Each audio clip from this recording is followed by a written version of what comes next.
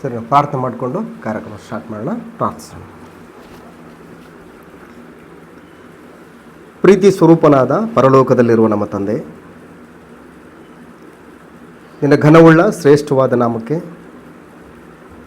ಕೃತಜ್ಞತಾ ಸ್ತುತಿ ಸ್ತೋತ್ರಗಳನ್ನು ಸಮರ್ಪಿಸಲಿಕ್ಕಾಗುವಂತೆಯೂ, ಸರ್ವವನ್ನು ಸೃಷ್ಟಿಸಿ ನಿನ್ನ ಚಿತ್ರದ ಪ್ರಕಾರ ನಡೆಸುತ್ತಿರುವಂತಹ ಸರ್ವಶಕ್ತನಾದಂಥ ನಿನ್ನನ್ನು, ನಿನ್ನ ಪ್ರೀತಿಯ ಕುಮಾರನು ನಮ್ಮ ಒಡೆಯನಾದಂಥ ಯೇಸು ಕ್ರಿಸ್ತನ ಮೂಲಕ ಅಪ್ಪ ತಂದೆ ಎಂದು ಕರೆಯುವಂತಹ ಮಹಾ ಸೌಭಾಗ್ಯದಲ್ಲಿ ತಂದೆ ನಮ್ಮನ್ನು ಪ್ರೀತಿಸಿ ಈ ಭೂಮಿಯ ಮೇಲೆ ನಮ್ಮನ್ನು ಬದುಕಿಸುತ್ತಿರುವಂಥ ವಿಧಾನಕ್ಕಾಗಿ ಕೃತಜ್ಞತೆಗಳು, ಸ್ತೋತ್ರಗಳು ತಂದೆ. ನಿನ್ನ ಆಲೋಚನೆಗಳು ಅಮೋಘವಾದಂಥವುಗಳು, ನಮಗೋಸ್ಕರ ನೀನು ಏರ್ಪಡಿಸಿದಂತಹ ಆಲೋಚನೆಗಳು, ನಿನ್ನ ಸಂಕಲ್ಪದ ಸಂಗತಿಗಳು ವರ್ಣಿಸಲು ಅಸಾಧ್ಯವಾದಂಥವುಗಳು. ಇಂಥ ಒಂದು ಶ್ರೇಷ್ಠವಾದಂಥ ಆಲೋಚನೆಗಳನ್ನು ನಮಗೋಸ್ಕರ ನೀನು ಏರ್ಪಡಿಸಿ ಅವುಗಳನ್ನು ಕಾರ್ಯರೂಪದಲ್ಲಿ ನಮ್ಮ ಜೀವಿತಕ್ಕೆ ದಯಪಾಲಿಸಿ ಆ ಮೂಲಕ ನಿನ್ನ ಉಪಕಾರಗಳನ್ನು, ನಿನ್ನ ಮಹತ್ ಕಾರ್ಯಗಳನ್ನು, ನಮ್ಮೆಡೆಗೆ ನೀನು ಪ್ರೀತಿಸಿ ನಡೆಸುತ್ತಿರುವಂಥ ಕಾರ್ಯಗಳನ್ನು ನಾವು ಗುರುತಿಸಿ ಕೃತಜ್ಞತೆಯೊಡನೆ, ಸಂತೃಪ್ತಿಯಿಂದ ಕೂಡಿದಂತಹ ಜೀವಿತದೊಡನೆ ನಿನ್ನನ್ನು ಕೀರ್ತಿಸಿ ಕೊಂಡಾಡಲಿಕ್ಕಾಗುವಂತಹ ಮಹಾ ಸೌಭಾಗ್ಯದಲ್ಲಿ ನಮ್ಮನ್ನು ನಡೆಸ್ತಾ ಇದ್ದಿ. ಕೃತಜ್ಞತೆಗಳು, ಸ್ತೋತ್ರಗಳು ತಂದೆ. ಇಂತಹ ಶ್ರೇಷ್ಠವಾದ ಅಮೂಲ್ಯವಾದಂಥ ಜೀವಿತವನ್ನು ಹೊಂದಿರುವಂತಹ ನಾವುಗಳು ಸದಾಕಾಲ ನಿನ್ನ ಆಲೋಚನೆಗಳ ಪ್ರಕಾರ ಜೀವಿತಗಳನ್ನು ಮುಂದುವರಿಸ್ಕೊಂಡು ಹೋಗುವುದಕ್ಕೆ ಎಷ್ಟೋ ಅವಶ್ಯಕತೆ ಇರುವಂತಹ ನಿನ್ನ ಮಾತುಗಳನ್ನು ಕೇಳುವುದಕ್ಕಾಗಿಯೂ, ಆ ನಿನ್ನ ಆಲೋಚನೆಗಳನ್ನು ಕುರಿತು ನಿನ್ನ ಗ್ರಂಥವನ್ನು ಧ್ಯಾನಿಸಲಿಕ್ಕಾಗುವಂತೆ ಅವಕಾಶವನ್ನು, ಆಯುಷ್ಕಾಲವನ್ನು ಕೊಟ್ಟು ನಮ್ಮ ನಡೆಸ್ತಾ ಇದ್ದಿ. ಕೃತಜ್ಞತೆಗಳು, ಸ್ತೋತ್ರಗಳು ತಂದೆ. ಈ ಸಮಯದಲ್ಲಿ ತಂದೆ ನಿನ್ನನ್ನು ಕೀರ್ತಿಸಿ ಕೊಂಡಾಡಲಿಕ್ಕಾಗುವಂತೆ, ನಿನ್ನ ಗ್ರಂಥವನ್ನು ಧ್ಯಾನಿಸಲಿಕ್ಕಾಗುವಂತೆ ದಯಪಾಲಿಸಿಕೊಟ್ಟಂಥ ಈ ಒಳ್ಳೆಯ ಅವಕಾಶಕ್ಕಾಗಿ ಕೃತಜ್ಞತೆಯನ್ನು ಸಲ್ಲಿಸ್ತಾ, ಈ ಕಾರ್ಯಕ್ರಮದಲ್ಲಿ ಪಾಲ್ಗೊಂಡಿರುವಂಥ ನಿನ್ನ ಮಕ್ಕಳಾದಂಥ ನಮ್ಮಗಳನ್ನು, ಈ ಕಾರ್ಯಕ್ರಮದ ಮುಂದಿನ ಎಲ್ಲ ಭಾಗಗಳನ್ನು, ನಮ್ಮೆಲ್ಲರ ಮುಂದಿನ ಜೀವಿತ ಭವಿಷ್ಯತ್ತನ್ನು ನಿನ್ನ ಪ್ರೀತಿಯ ಕೃಪಾಸ್ತಕ್ಕೆ ಒಪ್ಪಿಸ್ತಾ, ಯೇಸು ಕ್ರಿಸ್ತನ ಪರಿಶುದ್ಧ ನಾಮದಲ್ಲಿ ಈ ಪ್ರಾರ್ಥನೆಯನ್ನು ಬೇಡಿಕೊಳ್ಳುತ್ತೇವೆ ನಮ್ಮ ಪ್ರೀತಿಯುಳ್ಳ ತಂದೆಯೇ, ಆಮೇನ್. ಒಂದು ಹಾಡನ್ನು ಹಾಡಿಕೊಂಡು ಈ ಒಂದು ಕಾರ್ಯಕ್ರಮದಲ್ಲಿ ನಾವು ಮುಂದಕ್ಕೆ ಸಾಗೋಣ. 195ನೇ ಹಾಡನ್ನು, ಸಾಂಗ್ ನಂಬರ್ 195. ನನ್ನನ್ನು ಪರೀಕ್ಷಿಸಿ ಸಂಪೂರ್ಣ ತಿಳುಕೊಂಡಿದ್ದೆ, ನನ್ನ ಆಲೋಚನೆಯೆಲ್ಲವ ಬಲ್ಲವನಾಗಿರುತ್ತೀ.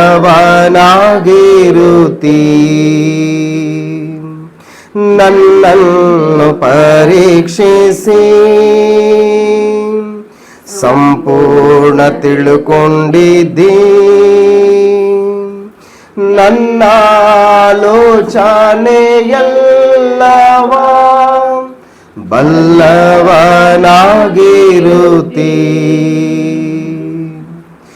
ನಾನಿನ್ನ ಆತ್ಮಕ್ಕೆ ತಪ್ಪಿಸಿಕೊಳ್ಳಲು ಎಲ್ಲಿಗೆ ಹೋಗಲಿ, ನಾನಿನ್ನ ಕಣ್ಣಿಗೆ ಮರೆಯಾಗುವಂತೆ ಎಲ್ಲಿಗೆ ಓಡಲಿ.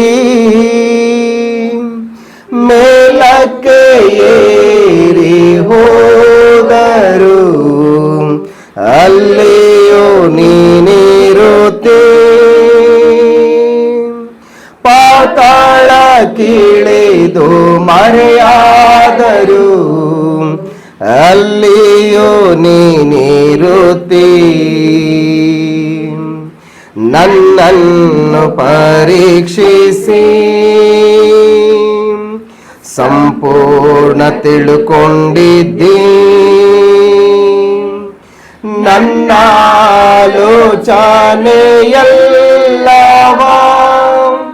ಬಲ್ಲವನಾಗಿರುತ್ತೀ.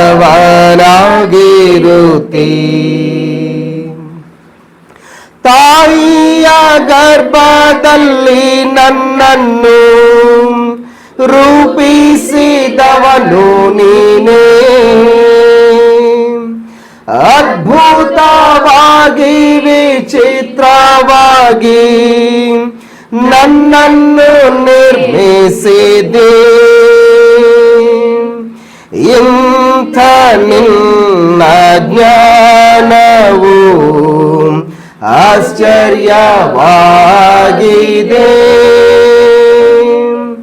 ಅದೆಷ್ಟೋ ಉನ್ನತವಾದದ್ದು ನನಗೆ ನಿಲೋಕದು.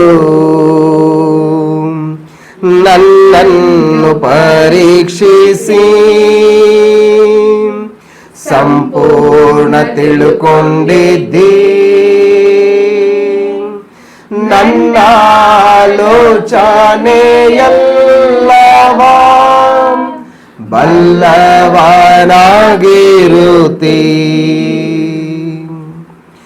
ದೇವಾ ನನ್ನನ್ನು ಪರೀಕ್ಷಿಸಿ ಹೃದಯವಂ ತಿಳಿದುಕೋ. ನನ್ನ ಆಲೋಚನೆಗಳನ್ನೆಲ್ಲ ನೀನೇ ಶೋಧಿಸು. ಕೇಡಿನ ಮಾರ್ಗದಿಂದಲೂ ನನ್ನನ್ನು ತಪ್ಪಿಸು.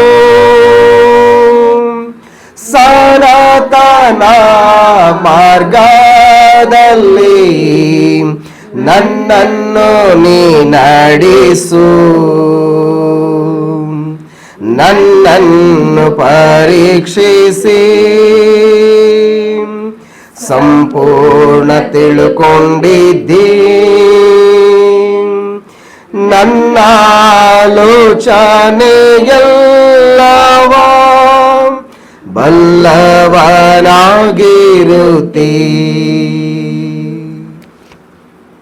ಓಕೆ, ನಾವಿವತ್ತು ಅಪೊಸ್ತಲರ ಕೃತ್ಯಗಳ ಪುಸ್ತಕ 6ನೇ ಅಧ್ಯಾಯವನ್ನು ಇವತ್ತು ನಾವು ಧ್ಯಾನಿಸೋದಕ್ಕೆ ಮುಂದಾಗೋಣ. ಅಪೊಸ್ತಲರ ಕೃತ್ಯಗಳ ಪುಸ್ತಕವನ್ನು ಬರೆದಂಥವ್ರು ಯಾರು? ವೈದ್ಯನಾಗಿರುವಂಥ ಲೂಕನು ಅಂತೇಳಿ. ಸೊ ಆ ಲೂಕನು ಈ ಅಪೊಸ್ತಲರ ಪುಸ್ತಕವನ್ನು ಬರೆದಿರ್ತಕ್ಕಂತಹ ಗ್ರಂಥಕರ್ತ. ಆತನು ಈಗಾಗಲೇ ಇನ್ನೊಂದು ಗ್ರಂಥವನ್ನು ಕೂಡ ಬರೆದಿದ್ದಾನೆ, ಅದು ಲೂಕನು ಬರೆದ ಸುವಾರ್ತೆ. ಸೊ ಇದು 2ನೇದ್ದು ಆತಂದು. ಸೊ ಹಾಗಾಗಿ ಇಷ್ಟಕ್ಕೂ ವ್ಯಕ್ತಿಗತವಾಗಿ ಗ್ರಂಥಕರ್ತರನ್ನು ನಾವು ಲೂಕನೆಂಬುದಾಗಿ, ಮತ್ತಾಯನೆಂಬುದಾಗಿ, ಮಾರ್ಕನೆಂಬುದಾಗಿ, ಯೋಹಾನನೆಂಬುದಾಗಿ, ಅಪೊಸ್ತಲನಾದಂಥ ಪೌಲನು, ಯಾಕೋಬನು, ಈ ರೀತಿಯಾಗಿ ನಾವು ವ್ಯಕ್ತಿಗತವಾಗಿ ನೋಡ್ತೀವಿ. ಇಷ್ಟಕ್ಕೂ ಮೂಲ ಯಾರು ಗ್ರಂಥಕರ್ತ ಅಂತಂದರೆ ಪರಿಶುದ್ಧಾತ್ಮನ ಗ್ರಂಥಕರ್ತ. ಅದಕ್ಕೆ ಪೇತ್ರನು ಬರೆದ ಪತ್ರಿಕೆಯಲ್ಲಿ ನಾವೊಂದು ವಚನವನ್ನು ಗಮನಿಸ್ತೇವೆ. ಯಾವ ಪ್ರವಾದನೆಯೂ ಎಂದು ಮನುಷ್ಯರ ಚಿತ್ತದಿಂದ ಉಂಟಾಗಲಿಲ್ಲ, ಮನುಷ್ಯರು ಪವಿತ್ರಾತ್ಮನಿಂದ ಪ್ರೇರಿತರಾಗಿ ದೇವರಿಂದ ಹೊಂದಿದ್ದನ್ನೇ ಏನು ಮಾಡಿದ್ದಾರೆ, ಅವರು ಮಾತಾಡಿ ಬರೆದಿದ್ದಾರೆ ಅಂತೇಳಿ. ಸೊ ಹಾಗಾಗಿ ಮೂಲ ಎಲ್ಲ ಈ 66 ಪುಸ್ತಕಗಳ ಗ್ರಂಥಕರ್ತನು ಯಾರು ಅಂತಂದರೆ ಪರಿಶುದ್ಧಾತ್ಮ. ಸೊ ಹಾಗಾಗಿ ಈ ಒಂದು ವಿಷಯಗಳನ್ನು ನಾವು ತಲೆಯಲ್ಲಿಟ್ಕೊಂಡು ಗ್ರಂಥವನ್ನು ನಾವು ಒಂದಿಷ್ಟು ದೇವರ ದೃಷ್ಟಿಕೋನದಲ್ಲಿ ತಿಳ್ಕೊಳ್ಳೋದಕ್ಕೆ ಈ ಒಂದು ಸಮಯವನ್ನು ನಾವು ಸದ್ಬಳಕೆ ಮಾಡಿಕೊಳ್ಳೋಣ. ಅಪೊಸ್ತಲರ ಕೃತ್ಯಗಳ ಪುಸ್ತಕ 6ನೇ ಅಧ್ಯಾಯವನ್ನು ಈ ಒಂದು ಸಮಯದಲ್ಲಿ ನಾವು ಧ್ಯಾನಿಸೋದಕ್ಕೆ ಮುಂದಾಗೋಣ. ಅಪೊಸ್ತಲರ ಕೃತ್ಯಗಳ ಪುಸ್ತಕ 1ನೇ ಅಧ್ಯಾಯದಲ್ಲಿ ಕರ್ತನಾದ ಯೇಸು ಕ್ರಿಸ್ತನು ಅಪೊಸ್ತಲರನ್ನು ನಂಬಿಕೆಯಲ್ಲಿ ದೃಢಪಡಿಸ್ತಾನೆ. ಇಷ್ಟು ದಿವಸ ನಾನು ನಿಮ್ಮ ಜೊತೆಗಿದ್ದೆ, ನಿಮಗೆ ನಾನು ಆಸರೆಯಾಗಿದ್ದೆ, ನಿಮಗೆ ಭದ್ರತೆ ಆಗಿದ್ದೆ. ಯಾರಿಗಾದರೂ ಏನಾದರೂ ಉತ್ತರ ಹೇಳ್ಬೇಕಂತಂದರೆ ನಾನು ಮುಂಚೂಣಿಯಲ್ಲಿ ಇರ್ತಾ ಇದ್ದೆ, ನೀವು ನನ್ನ ಹಿಂದೆ ಇರ್ತಾ ಇದ್ರಿ. ಯಾವುದೇ ಪ್ರತಿಕೂಲ ಪರಿಸ್ಥಿತಿಗಳು ಎದುರಾದರೂ ಕೂಡ ನಾನು ಅದನ್ನು ಮುಂದೆ ನಿಂತ್ಕೊಂಡು ಫೇಸ್ ಮಾಡ್ತಾ ಇದ್ದೆ. ಸೊ ಆಗ ನೀವು ಬಹಳ ನಿರಾಳವಾಗಿದ್ರಿ, ನೆಮ್ಮದಿಯಾಗಿದ್ರಿ. ಏನೇ ಪರಿಸ್ಥಿತಿಗಳು, ಏನೇ ಸಮಸ್ಯೆಗಳು ಬಂದರೂ ಕೂಡ ನಮ್ಮ ಗುರುಗಳಿದ್ದಾರೆ, ನೋಡ್ಕೋತಾರೆ ಅನ್ನುವಂಥ ಒಂದು ಆಲೋಚನೆಯಲ್ಲಿ ಇದ್ರಿ. ಈಗ ನನ್ನ ಕೆಲಸ ಮುಗೀತು, ದೇವರು ನನಗೆ ಏನು ಮಾಡಬೇಕಂತೇಳಿ ಕೆಲಸ ಕೊಟ್ಟಿದ್ನೋ ಆ ಕೆಲಸ ಮುಗೀತು. ಈಗ ನಾನು ಹೋಗ್ತಾ ಇದ್ದೀನಿ, ತಂದೆ ನನಗೋಸ್ಕರ ಒಂದು ಉನ್ನತವಾದಂಥ, ಅಮೋಘವಾದಂಥ, ಉತ್ಕೃಷ್ಟವಾದಂಥ ಒಂದು ಸ್ಥಿತಿಯನ್ನು ಆತನು ಏರ್ಪಡಿಸಿದ್ದಾನೆ. ಆ ಒಂದು ಸ್ಥಿತಿಯಲ್ಲಿ ನಾನು ಮುಂದುವರಿಯೋದಕ್ಕೋಸ್ಕರ ನಾನು ಹೋಗ್ತಾ ಇದ್ದೀನಿ. ಹಾಗಾಗಿ ನಿಮ್ಮ ಜೊತೆ ನಾನಿರಲ್ಲ. ನೀವು ನನ್ನ ನಂತರದ ಕೆಲಸವನ್ನು ನೀವು ಮಾಡಬೇಕಾಗಿತ್ತು. ಆ ಕೆಲಸ ಏನಂತಂದರೆ, ಸಕಲ ಮಾನವರ ಪಾಪಗಳ ನಿವಾರಣೆಗೋಸ್ಕರ ಕಲ್ವರಿ ಶಿಲುಬೆಯಲ್ಲಿ ರಕ್ತವನ್ನು ಸುರಿಸಿ ಪಾಪಕ್ಕೆ ಕ್ಷಮಾಪಣೆಯನ್ನು, ಪಾಪಗಳಿಂದ ಅಪರಾಧಗಳಿಂದ ಸತ್ತಂಥ ಜನರಿಗೆ ಬದುಕುವಂಥ ದಾರಿಯನ್ನು ಏರ್ಪಾಟ್ ಮಾಡಿ ನಾನು ನಿಮಗೆ ಬಿಟ್ಟು ಹೋಗಿದ್ದೀನಿ. ಆ ವಿಷಯವನ್ನು ಏನು ಮಾಡ್ಬೇಕು, ನೀವು ಇವಾಗ ಸಾರಬೇಕು. ಇವಾಗ ಸೊ ಸಾರಬೇಕು ಅಂತಂದರೆ ಭೌತಿಕವಾಗಿ ನಾನು ನಿಮ್ಮ ಜೊತೆಗಿರಲ್ಲ, ಆತ್ಮ ಸಂಬಂಧವಾಗಿ ನಾನು ನಿಮ್ಮ ಜೊತೆಗಿರ್ತೀನಿ. ಇನ್ ಸ್ಪಿರಿಚುವಲ್ ವೇ ನಾನು ನಿಮ್ಮ ಜೊತೆಗಿರ್ತೀನಿ, ನಿಮಗೆ ಶಿರಸ್ಸಾಗಿರ್ತೀನಿ. ನೀವು ಮಾಡುವಂಥ ಕೆಲಸಕ್ಕೆ ನಾನು ಯಾವಾಗಲೂ ನಿಮಗೆ ಸಾಥ್ ಕೊಡ್ತೀನಿ. ಹಾಗಾಗಿ ಈ ರೀತಿಯಾಗಿ ಅವ್ರನ್ನ ಬಲಪಡಿಸುವಂಥ ಕಾರ್ಯಕ್ರಮ ಎಲ್ಲಿ ನಡೀತದೆ? 1ನೇ ಅಧ್ಯಾಯದಲ್ಲಿ ನಡೀತದೆ. ಅಪೊಸ್ತಲರ ಕೃತ್ಯಗಳ ಪುಸ್ತಕ 1ನೇ ಅಧ್ಯಾಯದಲ್ಲಿ ಅವರನ್ನ, ಅಂದರೆ ಅಪೊಸ್ತಲರನ್ನ ನಂಬಿಕೆಯಲ್ಲಿ ಬಲಪಡಿಸಬೇಕು. ಅವರು ಮುಂದೆ ಮಾಡಲಿಕ್ಕಿರ್ತಕ್ಕಂತಹ ಕೆಲಸಕ್ಕೋಸ್ಕರ ಅವ್ರನ್ನ ಏನು ಮಾಡ್ತಾ ಇದ್ದಾನೆ? ಸಿದ್ಧತೆ ಮಾಡ್ತಾ ಇದ್ದಾನೆ. ಅದು 1ನೇ ಅಧ್ಯಾಯದಲ್ಲಿ. 2ನೇ ಅಧ್ಯಾಯದಲ್ಲಿ ತಂದೆಯಿಂದ ವಾಗ್ದಾನ ಮಾಡಲ್ಪಟ್ಟಂಥ, ಕರ್ತನಾದ ಯೇಸು ಕ್ರಿಸ್ತನಿಂದ ಕೇಳಲ್ಪಟ್ಟಂತಹ ಪರಿಶುದ್ಧಾತ್ಮನನ್ನು ಅವರು ಹೊಂದಿಕೊಂಡು ಬಹುಬಲವಾಗಿ ಯೆರೂಸಲೇಮಿನಲ್ಲಿ ಬರಬೇಕಾದಂಥ ಮೆಸ್ಸಿಯನು ಯಾರು ಅಂತಂದರೆ ಕ್ರಿಸ್ತನೇ. ಹಾಗಾಗಿ ಆ ಮೆಸ್ಸಿಯನು ಯಾರು ಅಂತಂದರೆ, ನೀವು ಶಿಲುಬೆಗೆ ಹಾಕಿಸಿದಂತಹ ಯೇಸುವೇ ಆ ಮೆಸ್ಸಿಯನು. ಆದ್ರಿಂದ ಆತನ ಒಂದು ಒಡೆತನಕ್ಕೆ ನೀವು ಬನ್ನಿ, ಆತನ ಪರಿಪಾಲನೆಗೆ ನೀವು ಬನ್ನಿ. ಆತನ ಮೂಲಕವೇ ದೇವರು ಸಕಲ ಮಾನವರಿಗೆ ಪಾಪ ಪರಿಹಾರವನ್ನು, ನೀತಿವಂತರೆಂಬ ನಿರ್ಣಯವನ್ನು ಅನುಗ್ರಹಿಸುತ್ತಿರುವುದರಿಂದ ನೀವು ರಕ್ಷಣೆ ಹೊಂದಬೇಕಂತಂದರೆ, ದೇವರ ಆಶೀರ್ವಾದಗಳು ನಿಮ್ಮ ಬದುಕಿನಲ್ಲಿ ನೀವು ಪಡ್ಕೊಳ್ಬೇಕಂತಂದರೆ, ನೀವು ದೇವರ ಕಡೆಗೆ ತಿರುಗಿಕೊಂಡು ನೀವು ಮಾಡಿದ ಅಪರಾಧಗಳ ಪರಿಹಾರಕ್ಕೋಸ್ಕರ, ಪಾಪಗಳ ಪರಿಹಾರಕ್ಕೋಸ್ಕರ ನೀವು ಹೊಸದಾಗಿ ನೀರಿನಿಂದಲೂ ಆತ್ಮನಿಂದಲೂ ಜನಿಸುವುದರ ಮೂಲಕ ಪರಿಶುದ್ಧಾತ್ಮನ ದಾನವನ್ನು ಪಡ್ಕೊಂಡು ಕ್ರಿಸ್ತನ ಶಿರಸ್ಸಾಗಿರ್ತಕ್ಕಂಥ ಸಭೆಗೆ ನೀವು ಅಂಗಾಂಗಗಳಾಗಿದ್ದುಕೊಂಡು, ಕ್ರಿಸ್ತನ ರಾಜ್ಯದಲ್ಲಿ ಪ್ರಜೆಗಳಾಗಿದ್ದುಕೊಂಡು, ಕ್ರಿಸ್ತನ ಪರಿಪಾಲನೆಗೆ ನೀವು ಒಳಗಾಗಿ ವಿಶ್ವಾಸದಿಂದ, ಪರಿಶುದ್ಧತೆಯಿಂದ, ನಂಬಿಕೆಯಿಂದ, ಏಕಭಾವನೆ, ಏಕ ತಾತ್ಪರ್ಯದಿಂದ, ಸಹೋದರರ ಅನ್ಯೋನ್ಯತೆಯಿಂದ ಪವಿತ್ರತೆಯನ್ನು ಕಾಪಾಡಿಕೊಂಡು ನಿಮ್ಮ ಬದುಕುಗಳನ್ನು ಮುಂದುವರಿಸ್ಕೊಂಡು ಹೋಗಿ ಅನ್ನುವಂತಹ ಪರಲೋಕದ ಸಂದೇಶವನ್ನು ಅಪೊಸ್ತಲನಾದಂಥ ಪೇತ್ರನ ಮೂಲಕ ಪರಿಶುದ್ಧಾತ್ಮನು ಪ್ರಚುರಪಡಿಸಿದಾಗ ಅದಕ್ಕೆ ವಿಧೇಯರಾಗಿ ಆ ಒಂದು ಸುವಾರ್ತೆಗೆ ಒಳಗಾಗಿರ್ತಕ್ಕಂಥವ್ರು ಹೆಚ್ಚು ಕಡಿಮೆ 3,000 ಜನರನ್ನು. ಸೊ ಆ ರೀತಿ ಸಭೆ ಪ್ರಾರಂಭ ಆದಾಗ ಸಭೆ ಉನ್ನತವಾದಂಥ ಒಂದು ಸ್ಥಿತಿಯಲ್ಲಿ, ಕಾರ್ಯಕ್ರಮದಲ್ಲಿ ತಮ್ಮನ್ನು ತಾವು ತೊಡಗಿಸಿಕೊಂಡು ಮುಂದುವರಿತಾರೆ. ತದನಂತರ ದೇವಾಲಯದಲ್ಲಿ ಹುಟ್ಟುಕುಂಟನನ್ನು ಪೇತ್ರ ಸ್ವಸ್ಥಪಡಿಸಿದಾಗ ಆ ಒಂದು ಅದ್ಭುತ ಕಾರ್ಯಕ್ಕೆ ಅನೇಕ ಜನರು ಆಕರ್ಷಿತರಾಗಿ ವಿಸ್ಮಯ ಹೊಂದಿ, ಇದು ಏನು, ಇದು ಹೇಗಾಯಿತು, ಯಾವ ಹೆಸರಿನಿಂದ ಆಯಿತು ಅನ್ನುವಂಥದ್ದನ್ನು ತಿಳ್ಕೊಳ್ಬೇಕನ್ನುವಂಥ ಒಂದು ಕ್ಯೂರಿಯಾಸಿಟಿಯಿಂದ ಆ ಒಂದು ಅದ್ಭುತ ಕಾರ್ಯಕ್ಕೆ ಆಕರ್ಷಿತರಾಗಿ ಅವರ ಮನಸ್ಸುಗಳು, ಅವರ ಆಲೋಚನೆಗಳೆಲ್ಲವೂ ಕೂಡ ಯಾವ ಕಡೆ ತಿರುಗ್ತಾ ಇದ್ದವು ಅಂತಂದರೆ ಅಪೊಸ್ತಲರ ಕಡೆಗೆ ತಿರುಗ್ತಾ ಇದ್ದವು.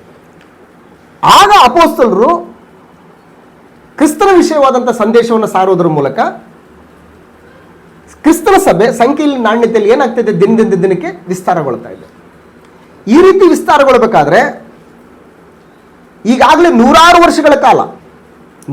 ವರ್ಷಗಳ ಕಾಲ ಆ ದೇವಾಲಯದಲ್ಲಿ ನಡೀತಕ್ಕಂಥ ಯಜ್ಞಗಳು, ನೈವೇದ್ಯಗಳು, ಧೂಪಾರತಿ, ಧೂಪ ವೇದಿಯಲ್ಲಿ ಧೂಪ ಆಗ್ತಕ್ಕಂಥದ್ದು, ಕಾಣಿಕೆಯನ್ನು ಸಮರ್ಪಿಸುವಂಥದ್ದು, ಈ ರೀತಿಯಾದಂಥ ಕಾರ್ಯಕ್ರಮಗಳು ನಡೀತಾ ಇದೆ. ಸೊ ಈಗ ಆತ್ಮ ಸಂಬಂಧವಾದಂಥ ಆಲಯವಾಗಿ ಕ್ರಿಸ್ತನ ಒಂದು ಪರಿಪಾಲನೆಗೆ ನೀವು ಒಳಗಾಗಿ ದೇವರು ನಿವಾಸಿಸುವಂಥ ಆಲಯ ಇದೆ ಎಂಬುವಂಥದ್ದನ್ನು ಸಾರುವಂಥ ಸಂದರ್ಭದಲ್ಲಿ ಅನೇಕರು ಅಲ್ಲಿಂದ ಇಲ್ಲಿಗೆ ಬಂದಾಗ ಅಲ್ಲಿರ್ತಕ್ಕಂಥವ್ರು ಏನಾಗ್ತಾ ಇದ್ದಾರೆ ಅಂದರೆ ಕೋಪಗೊಳ್ತಾ ಇದ್ದಾರೆ. ಅವ್ರು ಯಾರು ಅಂತಂದ್ರೆ ಸದ್ದುಕಾಯರು, ಶಾಸ್ತ್ರಿಗಳು, ಪರಿಸಯರು, ಜನರ ಹಿರಿಯರು, ಅಧಿಕಾರಿಗಳು. ಈ ರೀತಿ ಅವರು ಕೋಪಗೊಂಡಾಗ ಇದನ್ನು ಹೀಗೆ ಬಿಟ್ಟರೆ ಯಹೂದ್ಯ ಮತ ಅನ್ನುವಂಥದ್ದು ಏನಾಗ್ತದೆ, ಇಲ್ಲದೆ ಹೋಗ್ಬಿಡ್ತದೆ. ಜನರಲ್ಲಿ ನಮಗಿರುವಂಥ ಒಂದು ಬೆಲೆ, ಸ್ಥಾನ, ಮಾನ, ಅಧಿಕಾರ ಇವೆಲ್ಲವೂ ಕೂಡ ಹೊರಟೋಗ್ಬಿಡ್ತದೆ. ಈ ದೇವಾಲಯ ಗಣನೆಗೆ ಬಾರದೆ ಹೋಗ್ಬಿಡ್ತದೆ. ನಮ್ಮ ಆದಾಯದ ಸಂಪನ್ಮೂಲ ಎಲ್ಲ ಕಳೆದೋಗ್ಬಿಡ್ತದೆ. ನಮ್ಮನ್ನು ಯಾರೂ ಕೂಡ ಕೇರ್ ಮಾಡೋರಿಲ್ಲ. ಯಹೂದ್ಯ ಮತ ಅನ್ನುವಂಥದ್ದು ಇಲ್ಲದೆ ಹೋಗ್ಬಿಡ್ತದೆ. ಸೊ ಹಾಗಾಗಿ ನಾವು ಯಹೂದ್ಯ ಮತವನ್ನು ಕಾಪಾಡ್ಕೋಬೇಕು, ಈ ದೇವಾಲಯವನ್ನು ನಾವು ಉಳಿಸ್ಕೊಳ್ಬೇಕು. ನೂರಾರು ವರ್ಷಗಳಿಂದ ಬಂದಂತಹ ಈ ಆಚರಣೆಗಳನ್ನು ಮುಂದುವರಿಸ್ಕೊಂಡು ಹೋಗಬೇಕು. ಹಾಗಾಗಿ ಇವೆಲ್ಲ ಮುಂದುವರಿಬೇಕಂತಂದ್ರೆ ಕ್ರಿಸ್ತನ ವಿಷಯವಾದಂತಹ ಸುವಾರ್ತೆ ಸಾರಲ್ಪಡಕೂಡದು. ಆ ಮೆಸ್ಸಿಯನ ವಿಷಯವಾದಂತಹ ಸಂದೇಶ ಇನ್ನೂ ಯೆರೂಸಲೇಮಿನಲ್ಲಿ ಬಿತ್ತರಿಸಕೂಡದು ಅನ್ನುವಂಥ ಒಂದು ಆಲೋಚನೆಗೆ ಬಂದು ಅಪೊಸ್ತಲರನ್ನ ಕರೆಸಿ, ಬೆದರಿಸಿ, ಒಡಿಸಿ, ಶಾರೀರಿಕವಾಗಿ, ಮಾನಸಿಕವಾಗಿ ಅವ್ರಿಗೆ ಹಿಂಸೆಯನ್ನು ಕೊಟ್ಟು ಅವ್ರ ಬಾಯನ್ನು ಮುಚ್ಚಿಸುವಂಥ ಪ್ರಯತ್ನವನ್ನು ಈ ಗುಂಪಿನವರು ಮಾಡ್ತಾರೆ, ಯಹೂದ್ಯ ಮತದ ಗುಂಪಿನಲ್ಲಿ ಮಾಡ್ತಾರೆ. ಅದಕ್ಕೆ ಅಪೊಸ್ತಲರು ಕುಗ್ಗದೆ, ಜಗ್ಗದೆ, ಬಗ್ಗದೆ ಬರಬೇಕಾದಂಥ ಮೆಸ್ಸಿಯನು ಈತನೇ ಎಂಬುದಾಗಿ, ಆತನ ಮೂಲಕವೇ ಸಕಲ ಮಾನವರಿಗೆ ಪಾಪ ಪರಿಹಾರ, ಕ್ಷಮಾಪಣೆ ಅನ್ನುವಂಥದ್ದು ದೇವರು ದಯಪಾಲಿಸ್ತದೆ ಅನ್ನುವಂಥದ್ದನ್ನು ಘಂಟಾಘೋಷವಾಗಿ ಧೈರ್ಯದಿಂದ ಸಾರ್ತಾ, ತಮಗೆಷ್ಟೇ ಅವಮಾನ ಆದರೂ ಕೂಡ, ತಮಗೆಷ್ಟೇ ಹಿಂಸೆಗಳು ಬಂದರೂ ಕೂಡ ಅವುಗಳಿಗೆ ಅವರು ಯಾರೂ ತಲೆ ಕೆಡಿಸ್ಕೊಳ್ಳದೆ ಕ್ರಿಸ್ತನನ್ನು ಪ್ರಚುರಪಡಿಸೋದ್ರಲ್ಲಿ ತಮ್ಮನ್ನು ತಾವು ತೊಡಗಿಸ್ಕೊಳ್ಳುವಂಥದ್ದನ್ನು ನಾವು ಗಮನಿಸ್ತೇವೆ. ಅದಾದ ನಂತರ 5ನೇ ಅಧ್ಯಾಯದಲ್ಲಿ ಆಂತರಿಕ ಸಮಸ್ಯೆ. ಇದುವರೆಗೂ ಸಭೆ ಹೊರಗಿಂದ ಸಮಸ್ಯೆ ಬಂತು 4ನೇ ಅಧ್ಯಾಯದಲ್ಲಿ. ಈಗ ಸಭೆ ಒಳಗಡೆಯಿಂದ ಸಮಸ್ಯೆ ಬಂತು. ಆ ಒಳಗಡೆ ಸಮಸ್ಯೆ ಏನಪ್ಪ ಅಂತಂದ್ರೆ ಪಾಪ ಅನ್ನುವಂಥ ಸಮಸ್ಯೆ. ದೇವರ ಮೇಲೆ ಡಿಪೆಂಡ್ ಆಗದೆ ನಮ್ಮ ಬದುಕನ್ನು ನಾವು ಕಟ್ಕೊಳ್ಬೇಕು ಅನ್ನುವಂತಹ ಆಲೋಚನೆಗಳು ಸಭೆಯಲ್ಲಿ ಇರಬಾರ್ದು. ಯಾಕೆಂದ್ರೆ ಅಪೊಸ್ತಲರ ಕೃತ್ಯಗಳ ಪುಸ್ತಕ 28ನೇ ವಚನದಲ್ಲಿ ಏನು ಹೇಳ್ತಾನೆ? ದೇವರು ಸ್ವರಕ್ತ ಕೊಟ್ಟು ಸಂಪಾದನೆ ಮಾಡಿಕೊಂಡಂತಹ ಸಭೆ ಅಂತ ಹೇಳ್ತಾನೆ. 1 ಕೊರಿಂಥದವರಿಗೆ ಬರೆದ ಪತ್ರಿಕೆ 6ನೇ ಅಧ್ಯಾಯ 19ನೇ ವಚನದಲ್ಲಿ ನೀವು ಕ್ರಯಕ್ಕೆ ಕೊಳ್ಳಲ್ಪಟ್ಟವರು ಅಂತ ಹೇಳ್ತಾನೆ. ಹಾಗಾಗಿ ಇವತ್ತು ಕ್ರಿಸ್ತನು ನಮ್ಮನ್ನ ತನ್ನ ರಕ್ತ ಕೊಟ್ಟು ಕೊಂಡುಕೊಂಡಿರುವುದರಿಂದ ನಮ್ಮ ಜವಾಬ್ದಾರಿ ಎಲ್ಲ ಯಾರದಂತಂದ್ರೆ ಕೊಂಡುಕೊಂಡ ಆತನದು, ನಮ್ಮನ್ನು ಪರ್ಚೇಸ್ ಮಾಡಿಕೊಂಡ ಆತನದು ನಮ್ಮ ಜವಾಬ್ದಾರಿ ಅಲ್ಲ. ನಮಗೆ ಅನ್ನ, ನೀರು, ವಸತಿ, ವಸ್ತ್ರ, ಆರೋಗ್ಯ ಭಾಗ್ಯ, ಕುಟುಂಬ ಕ್ಷೇಮ, ಆತ್ಮ ಸಂಬಂಧವಾದಂಥ ಅವಶ್ಯಕತೆಗಳು, ಭೌತಿಕವಾದಂಥ ಅವಶ್ಯಕತೆಗಳೆಲ್ಲವೂ ಕೂಡ ಪೂರೈಸುವಂತ ಆತನು ಯಾರು ಅಂತಂದ್ರೆ ನಮ್ಮನ್ನು ಕೊಂಡುಕೊಂಡ ಆತನದು. ಸೊ ಹಾಗಾಗಿ ಆತನ ಮೇಲೆ ನಾವು ಡಿಪೆಂಡ್ ಆಗಬೇಕು ಹೋಗ್ತದೆ ಹೊರತಾಗಿ ನಮ್ಮ ಕೊಂಡುಕೊಂಡ ಆತನು ನಮ್ಮ ಅವಶ್ಯಕತೆಗಳನ್ನು ಪೂರೈಸಿಕೊಳ್ಳೋದಕ್ಕೆ ಆತನ ಸಮರ್ಥನಲ್ಲ, ಆತನಿಗೆ ಯೋಗ್ಯತೆ ಇಲ್ಲ, ನಮ್ಮ ಬದುಕು ನಾವೇ ನೋಡ್ಕೋಬೇಕು ಅನ್ನುವಂಥ ಆಲೋಚನೆ ಬಂದಾಗ ಏನಾಗುತ್ತದು? ಪಾಪ ಆಗುತ್ತೆ. ನಮ್ಮನ್ನು ಕೊಂಡುಕೊಂಡಂಥ ಒಡೆಯನನ್ನು ನಾವು ಏನು ಮಾಡ್ತಾ ಇದ್ದೀವಿ? ಅವಮಾನ ಮಾಡ್ತಾ ಇದ್ದೀವಿ. ನಮ್ಮನ್ನು ಪೋಷಿಸುವುದಕ್ಕೆ ನಿನಗೆ ಯೋಗ್ಯತೆ ಇಲ್ಲ, ನಮ್ಮನ್ನು ಪೋಷಿಸುವುದಕ್ಕೆ ನಿನಗೆ ಶಕ್ತಿ ಸಾಮರ್ಥ್ಯ ಇಲ್ಲ. ಸೊ ಹಾಗಾಗಿ ನಮ್ಮ ಬದುಕನ್ನ ನಾವು ನೋಡ್ಕೊಳ್ತೀವಿ ಅನ್ನುವಂಥದ್ದು ದೇವರನ್ನು ಅವಮಾನ ಪಡಿಸಿದಾಗೆ, ದೇವರ ಶಕ್ತಿ ಸಾಮರ್ಥ್ಯಗಳನ್ನು ನಾನು ಅನುಮಾನಿಸಿದಂತೆ. ಹಾಗಾಗಿ ಇಂಥ ಒಂದು ದೊಡ್ಡದಾದಂಥ ಒಂದು ಪಾಪ ಆ ಸಭೆಯಲ್ಲಿ ಆಂತರಿಕವಾಗಿ ನಡೀತಾ ಇದೆ. ಆಂತರಿಕವಾಗಿ ನಡೀತಾ ಇರೋದ್ರಿಂದ ದೇವ್ರು ಏನು ಮಾಡ್ತಾನೆ ಅಂತಂದ್ರೆ ಇಮ್ಮಿಡಿಯೇಟ್ ಆಗಿ ಆ ಪಾಪವನ್ನು ಏನು ಮಾಡ್ತಾನೆ? ತೊಲಗಿಸ್ತಾನೆ. ಆ ತೊಲಗಿಸುವಂಥ ಒಂದು ಪ್ರಕ್ರಿಯೆಯನ್ನ ನೋಡಿದಂತಹ ಸ್ಥಾನಿಕ ಸಭೆ ಮತ್ತು ಇತರೆ ಜನಾಂಗಗಳೆಲ್ಲರೂ ಕೂಡ ಬಹಳ ಭಯ ಉಂಟಾಗಬೇಕು, ಭಯ ಹಿಡಿಬೇಕು ಅಂತ ಹೇಳ್ತಾರೆ. ಈ ರೀತಿಯಾದಂಥ ಒಂದು ದೇವರ ಒಂದು ತೀರ್ಪುಗಳು ಹಳೆ ಒಡಂಬಡಿಕೆಯಲ್ಲಿ ಅನೇಕ ಸಂದರ್ಭಗಳಲ್ಲಿ ನಾವು ಗಮನಿಸ್ತೇವೆ. ಆದಿಕಾಂಡ ಪುಸ್ತಕ 6ನೇ ಅಧ್ಯಾಯದಲ್ಲಿ ಮನುಷ್ಯರ ಕೆಟ್ಟತನವು ಭೂಮಿ ಮೇಲೆ ಹೆಚ್ಚಾಗಿರುವುದನ್ನು ಕಂಡು, ಸೊ ಇನ್ನು ಭೂಮಿ ಮೇಲೆ ಮನುಷ್ಯರನ್ನ ಇರಿಸುವುದಕ್ಕೆ ಯಾವುದೇ ಕಾರಣ ಇಲ್ಲ, ನಾನು ಉಂಟು ಮಾಡಿ ಇಟ್ಟಿರುವಂಥ ಉದ್ದೇಶನೇ ಬೇರೆ, ಆದರೆ ಅವರು ನಡೆಸ್ತಕ್ಕಂಥ ಕಾರ್ಯಗಳೇ ಬೇರೆ. ಸೊ ಹಾಗಾಗಿ ನಾನು ಏನು ಮಾಡ್ತೀನಿ? ಎಲ್ಲರೂ ಕೂಡ ಏನು ಮಾಡ್ತೀನಿ? ನಾಶ ಮಾಡ್ತೀನಿ. ಸೊ ನಾಶ ಮಾಡುವುದಕ್ಕೆ ಬಹುಮುಖ್ಯವಾದಂಥ ಕಾರಣ ಅಂತಂದ್ರೆ ಅವರಲ್ಲಿ ಇರ್ತಕ್ಕಂಥ ಕೆಟ್ಟತನ. ಅವರು ಯೋಚನೆ ಮಾಡೋದೆಲ್ಲವೂ ಕೂಡ ಬರೀ ಯಾವಾಗಲೂ ಏನಾಗಿದೆ? ಅದು ಕೆಟ್ಟದ್ದೇ ಆಗಿದೆ ಅಂತ ಹೇಳ್ತಾರೆ. ಸೊ ಹಾಗಾಗಿ ಕೆಟ್ಟದ್ರ ಜೊತೆಗೆ ದೇವರು ಯಾವುದೇ ರೀತಿಯಾಗಿ ಹೊಂದಾಣಿಕೆಯನ್ನು ಮಾಡಿಕೊಳ್ಳುವಂತ ಆತನು ಅಲ್ಲ. ಆತನ ಬೆಳಕು, ಪಾಪ ಕತ್ತಲೆ. ಬೆಳಕು ಕತ್ತಲೆ ಯಾವತ್ತೂ ಕೂಡ ಒಟ್ಟಿಗೆ ಇರೋದಕ್ಕೆ ಸಾಧ್ಯ ಇಲ್ಲ. ಧರ್ಮ ಮತ್ತು ಅಧರ್ಮ ಯಾವುದು ಒಟ್ಟಿಗೆ ಇರೋದಕ್ಕೆ ಸಾಧ್ಯ ಇಲ್ಲ. ಸೊ ಹಾಗಾಗಿ ಆಯಾ ಕಾಲಘಟ್ಟದಲ್ಲಿ ದೇವರು ಏನು ಮಾಡ್ತಾ ಇದ್ದಾನೆ ಅಂತಂದ್ರೆ ಪಾಪಗಳ ಮೇಲೆ ತನ್ನ ತೀರ್ಪನ್ನು ಏನು ಮಾಡ್ತಾ ಇದ್ದಾನೆ? ತೋರ್ಪಡಿಸ್ತಾ ಇದ್ದಾನೆ. ಹಾಗೆ ಮುಂದುವರಿತಾ ಬಂದ್ರೆ ಆದಿಕಾಂಡ ಪುಸ್ತಕದಲ್ಲಿ ಸೊದೋಮ್ ಗೊಮೋರ ಪಟ್ಟಣದಲ್ಲಿ ವಿಪರೀತವಾದಂಥ ಪಾಪ. ಸಂಜೆ ಆದ ಮೇಲೆ ಲೋಟನ ಮನೆಗೆ ಯಾರೋ ನಿಮ್ಮ ಮನೆಗೆ ಹೊಸ ಗೆಸ್ಟ್ ಬಂದಿದ್ದಾರೆ, ಅವ್ರನ್ನ ನಮಗೆ ಕಳಿಸ್ಕೊಡಿ, ನಾವು ಅವ್ರ ಜೊತೆಗೆ ಎಂಜಾಯ್ ಮಾಡಬೇಕು ಅಂತೇಳಿ ಬಂದಂಥವ್ರು ಯಾರ್ಯಾರು ಅಂತಂದ್ರೆ ಮುದುಕರು, ಹುಡುಗರು ಎಲ್ಲರೂ ಬಂದಿದ್ದರಂತೆ. ಅಂದ್ರೆ ಹುಡುಗರು ಬಂದಿದ್ದರಂತೆ, ಮುದುಕರು ಕೂಡ ಬಂದಿದ್ದರಂತೆ. ಹಾಗೆ ವಿಪರೀತವಾದಂಥ ಪಾಪ. ಅದಕ್ಕೆ ದೇವರು ಏನು ಮಾಡ್ತಾನಲ್ಲಿ ತನ್ನ ಒಂದು ತೀರ್ಪನ್ನು ಏನು ಮಾಡ್ತಾನೆ ಅಂದ್ರೆ ಅಲ್ಲಿ ಕೊಡ್ತಾ ಇದ್ದಾನೆ. ಸೊ ಹಾಗೆ ಇಸ್ರಾಯೇಲರಲ್ಲಿ ಕೂಡ ಅರಣ್ಯದಲ್ಲಿ ಅವರು ಸಂಚಾರ ಮಾಡುವಂಥ ಸಂದರ್ಭದಲ್ಲಿ ದೇವರ ಶಕ್ತಿ ಸಾಮರ್ಥ್ಯಗಳ ಮೇಲೆ ಅನುಮಾನ ಪಟ್ಟು ತಮ್ಮಲ್ಲಿರ್ತಕ್ಕಂಥ ಶಾರೀರಿಕ ಕೋರಿಕೆಗಳನ್ನು ನೆರವೇರಿಸಿಕೊಳ್ಳೋದಕ್ಕೋಸ್ಕರ ದೇವರ ಆಲೋಚನೆಗಳನ್ನು, ದೇವರನ್ನು ತಿರಸ್ಕಾರ ಮಾಡಿ ದೇವರನ್ನು ಪರೀಕ್ಷಿಸುವಂಥ ದಿಕ್ಕಿನಲ್ಲಿ ಅವರು ಸಾಗಿ ದೇವರ ಕೋಪಕ್ಕೆ ಗುರಿಯಾಗಿದ್ದಂತಹ ಅನೇಕ ಉದಾಹರಣೆಗಳನ್ನು ನಾವು ಗಮನಿಸ್ತೇವೆ. ಅವರು ಯೆರಿಕೋ ಪಟ್ಟಣವನ್ನು ಸ್ವತಂತ್ರಿಸಿಕೊಳ್ಳುವಂಥ ಸಂದರ್ಭದಲ್ಲಿ, ಅದಾದ ನಂತರ ಯೆರಿಕೋ ಪಟ್ಟಣ ಸ್ವತಂತ್ರಿಸಿಕೊಂಡ ನಂತರ ಇನ್ನೊಂದು ಚಿಕ್ಕ ಪಟ್ಟಣ ಆಯಿ ಅನ್ನುವಂಥ ಪಟ್ಟಣ, ಅದನ್ನ ಸ್ವತಂತ್ರಿಸಿಕೊಳ್ಳಕ್ಕೆ ಆಗಲಿಲ್ಲ ಅವರಿಗೆ. ಯಾಕಾಗಲಿಲ್ಲ ಅಂತಂದ್ರೆ ಅವರು ಪಾಪ ಆ ವಶಪಡಿಸಿಕೊಳ್ಳುವಂತಹ ಆ ಪಟ್ಟಣದಲ್ಲಿ ಯಾವುದೊಂದನ್ನು ಕೂಡ ನೀವೇನ್ ಮಾಡಬಾರ್ದು, ನೀವು ಇಟ್ಕೋಬಾರ್ದು ನೀವು. ಆದ್ರೆ ಒಬ್ಬಾತನ ಏನ್ ಮಾಡ್ತಾನೆ, ಅದನ್ನು ನೋಡಿ ಆಸೆ ಪಟ್ಟು ಅದನ್ನು ಕದ್ದುಕೊಂಡು ತನ್ನ ಡೇರಿಯಲ್ಲಿ ಏನ್ ಮಾಡ್ತಾನೆ, ಮುಚ್ಚಿಟ್ಟುಕೊಳ್ಳುವುದರ ಮೂಲಕ ಅಂತ ದೊಡ್ಡ ಯೆರಿಕೋ ಪಟ್ಟಣವನ್ನು ಜಯಿಸಿದ್ರು ಕೂಡ ಚಿಕ್ಕ ಪಟ್ಟಣವಾದಂಥ ಆಯಿಯನ್ನು ಅವರು ಗೆಲ್ಲೋದಕ್ಕಾಗಲಿಲ್ಲ. ಕಾರಣ ಏನು? ಪಾಪ. ದೇವರು ಯಾವುದನ್ನು ಮಾಡಬಾರ್ದು ಅಂತ ಹೇಳ್ತಾ ಇದ್ದಾನೋ ಅದನ್ನು ಅವರು ಮಾಡೋದ್ರ ಮೂಲಕ ತಮ್ಮ ಬದುಕಿನಲ್ಲಿ ಸೋಲನ್ನ ಅನುಭವಿಸುವಂಥದ್ದನ್ನು ನಾವು ಗ್ರಂಥದಲ್ಲಿ ಗಮನಿಸೋದು. ಸೊ ಹೀಗಿರುವಾಗ ಆ ಉಂಟಾದಂಥ ಪಾಪವನ್ನು ದೇವ್ರು ಏನ್ ಮಾಡ್ತಾ ಇದ್ದಾನೆ ಅಂತಂದ್ರೆ ಬಹಳ ಸೀರಿಯಸ್ ಆಗಿ ತಗೊಂಡು ಅದನ್ನ ಏನ್ ಮಾಡ್ತಾ ಇದ್ದಾನೆ, ತೊಲಗಿಸ್ತಾ ಇದ್ದಾನೆ. ಸೊ ಈ ರೀತಿಯಾದಂಥ ಪ್ರಕ್ರಿಯೆಗಳನ್ನು ನಾವು ಇಡೀ ಹಳೆ ಒಡಂಬಡಿಕೆಯಲ್ಲಿ ನಾವು ಗಮನಿಸಬಹುದು. ಸೊ ಭೌತಿಕವಾದಂತಹ ಆ ಒಂದು ಸಿಸ್ಟಮೆಟಿಕ್ ಆ ರೀತಿ ಇರಬೇಕಾದ್ರೆ ಆತ್ಮ ಸಂಬಂಧವಾದಂಥ ಈ ಸಿಸ್ಟಮು ಇನ್ನೂ ಎಷ್ಟು ಉನ್ನತವಾಗಿರ್ಬೇಕು ಅನ್ನೋದನ್ನು ಆಲೋಚನೆ ಮಾಡ್ತೀವಿ. ಸೊ ಹಾಗಾಗಿ 5ನೇ ಅಧ್ಯಾಯದಲ್ಲಿ ದೇವರು ಅಷ್ಟು ಕಠಿಣವಾಗಿ ಯಾತಕ್ಕೋಸ್ಕರ ಅನನೀಯ ಮತ್ತು ಸಫೇರಳನ್ನ ಕೊಲ್ಲಬೇಕಾಯ್ತು ಅಂತಂದ್ರೆ ಆ ಒಂದು ಬಲವಾದಂಥ ಪಾಪ ಅನೇಕರಿಗೆ ಪ್ರೇರೇಪಣೆ ಆಗಬಾರ್ದು. ಅಯ್ಯೋ ಅವ್ರು ಸುಳ್ಳು ಹೇಳಿದಾರಲ್ಲ, ಅವ್ರು ಬಚ್ಚಿಟ್ಕೊಂಡಿದಾರಲ್ಲ, ಏನಾಗುತ್ತೆ ಬಿಡು ನಾವು ಕೂಡ ಮಾಡೋಣ ಅನ್ನುವಂತಹ ದಾರಿಗೆ ಏನ್ ಮಾಡಬಾರ್ದು, ಜನರನ್ನ ಕರ್ಕೊಂಡು ಹೋಗ್ಬಾರ್ದು. ಹಾಗಾಗಿ ಬೇಸ್ಮೆಂಟ್ ಹೆಂಗಿರ್ಬೇಕಂತಂದ್ರೆ ಬಹಳ ಭದ್ರವಾಗಿರ್ಬೇಕು, ಬುನಾದಿ ಹೆಂಗಿರ್ಬೇಕು, ಬಹಳ ಭದ್ರವಾಗಿರ್ಬೇಕು.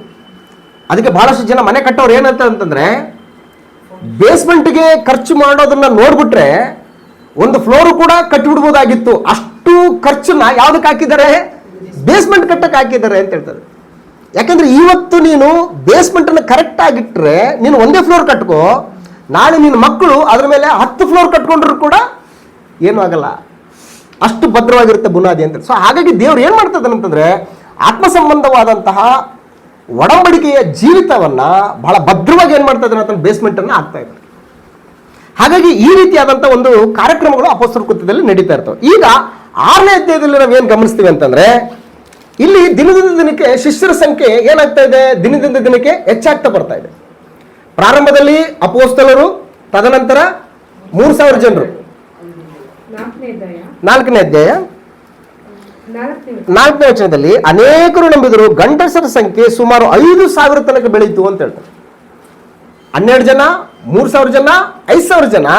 ಆಮೇಲೆ ದಿನದಿಂದ ದಿನಕ್ಕೆ ಏನಾಗ್ತದೆ ಅಂತಂದ್ರೆ ಈ ಸಂಖ್ಯೆ ಏನಾಗ್ತಾ ಇದೆ, ಬೆಳೀತಾ ಹೋಗ್ತದೆ ಅಂತ ಹೇಳ್ತಾರೆ. ಸೊ ಸಂಖ್ಯೆ ಯಾವಾಗ ಬೆಳೀತದೋ ಸಮಸ್ಯೆಗಳು ಕೂಡ ಏನಾಗ್ತವೆ, ಹಂಗೆ ಬೆಳೀತವೆ ಅಂತ ಹೇಳ್ತಾರೆ. ಸೊ ಯಾಕೆ ಸಮಸ್ಯೆಗಳು ಬರ್ತವೆ ಅಂತಂದ್ರೆ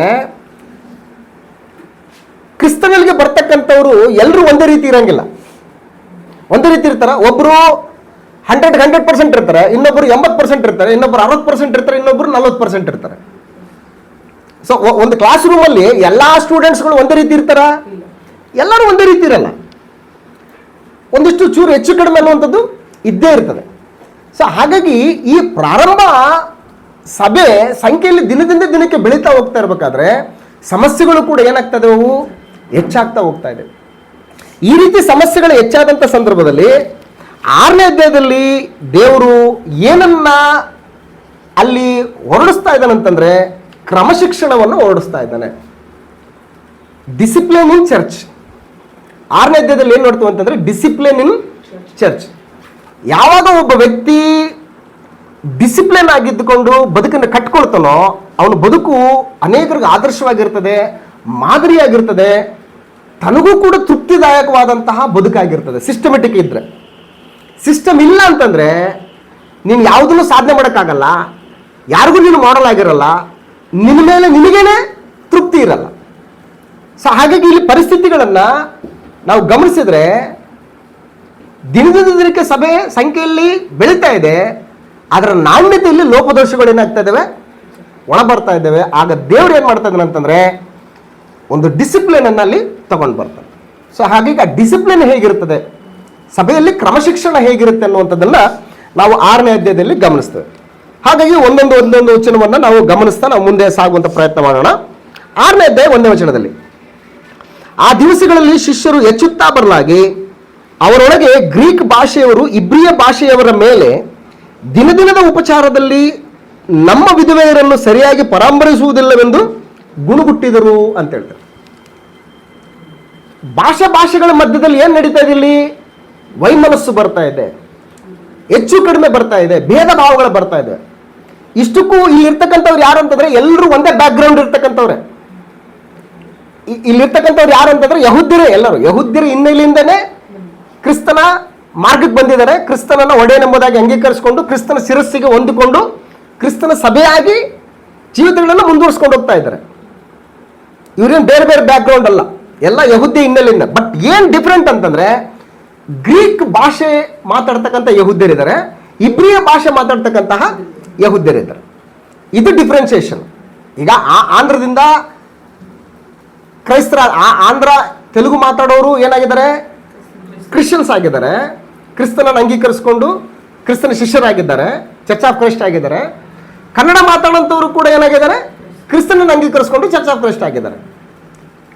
ಸೊ ಇಲ್ಲಿ ಬೇರೆ ಏನಾಗಿದೆ ಅಂದ್ರೆ ಭಾಷೆಗಳು ಮಾತ್ರ ಅಷ್ಟೇ, ಭಾಷೆ ಅಷ್ಟೇ.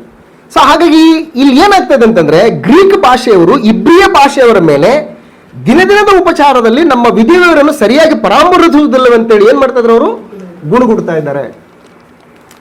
ಇದು ಈ ಸಮಸ್ಯೆಯನ್ನು ನಾವು ಸರ್ವೇ ಸಾಮಾನ್ಯವಾಗಿ ಲೋಕದಲ್ಲಿ ಗಮನಿಸ್ತೀವಿ. ನಾವು ಈಗ ನಮ್ಮ ಭಾಷೆ ಮಾತಾಡೋ ಅಂತಂದ್ರೆ ಏನೋ ಒಂದ್ ಸ್ವಲ್ಪ ಏನಾಗುತ್ತೆ, ಅಲ್ಲಿ ಒಂಚೂರು ಜಾಸ್ತಿ ಹೋಗುತ್ತೆ. ನಮ್ಮ ಭಾಷೆ ಮಾತಾಡೋರು ಇದ್ರೆ ಅವ್ರ ಜೊತೆಗೆ ಬೆರೆಯೋದಾಗ್ಲಿ, ಅವ್ರ ಜೊತೆಗೆ ಸಲಿಗೆಯಿಂದ ಮಾತಾಡೋದಾಗ್ಲಿ. ಈಗ ನಾನು ಇಲ್ಲಿ ಮೈಸೂರಲ್ಲಿ ನಮ್ಮ ಈ ಜಂತನಗರ ಯೂನಿವರ್ಸಿಟಿ ಸುತ್ತಮುತ್ತ ಎಲ್ಲ ಸ್ಪೀಚ್ ಆ್ಯಂಡ್ ಹಿಯರಿಂಗಿಗೆ ಟ್ರೀಟ್ಮೆಂಟ್, ತಮ್ಮ ಮಕ್ಕಳಿಗೆ ಟ್ರೀಟ್ಮೆಂಟ್ ಮಾಡಿಸೋದಕ್ಕೋಸ್ಕರ ನಮ್ಮ ಉತ್ತರ ಕರ್ನಾಟಕದಿಂದ ಬಹಳಷ್ಟು ಜನ ಬಂದಿರ್ತಾರೆ. ಅಲ್ಲಿ ಅವ್ರ ಭಾಷೆಯಲ್ಲಿ ನಾನು ಟಕ್ಕಂತ ಕಂಡುಬಿಡ್ತಾನೆ, ಇವ್ರು ನಮ್ಮವರು ಅಂತ ಹೇಳ್ಬಿಟ್ಟು. ನಾನು ಹೋಗ್ತಾ ಇರ್ಬೇಕಾದ್ರೆ ನಮ್ಮ ಭಾಷೆ ಸ್ವಲ್ಪ ನನ್ನ ಕಿವಿಗೆ ಬಿತ್ತು ಅಂತಂದ್ರೆ ಏನೋ ಹೋಗಿ ಮಾತಾಡ್ಸೋಣ ಅವ್ರನ್ನ. ಎಲ್ಲಿದ್ದೀರಿ ನೀವು, ಏನು ಮಾಡ್ತಾ ಇದ್ದೀರಿ, ಯಾವಾಗ ಬಂದ್ರಿ, ಎಷ್ಟು ದಿವಸ ಆಯ್ತು ಬಂದು, ಇನ್ನು ಎಷ್ಟು ದಿವಸ ಇರ್ತೀರಿ, ಇಲ್ಲಿ ಹೇಗೆ ನೀವು ಜೀವನ ಮಾಡ್ತೀರಿ, ಇವೆಲ್ಲ ಕೇಳಕ್ ಹೋಗ್ತೀನಿ. ಯಾಕೆ?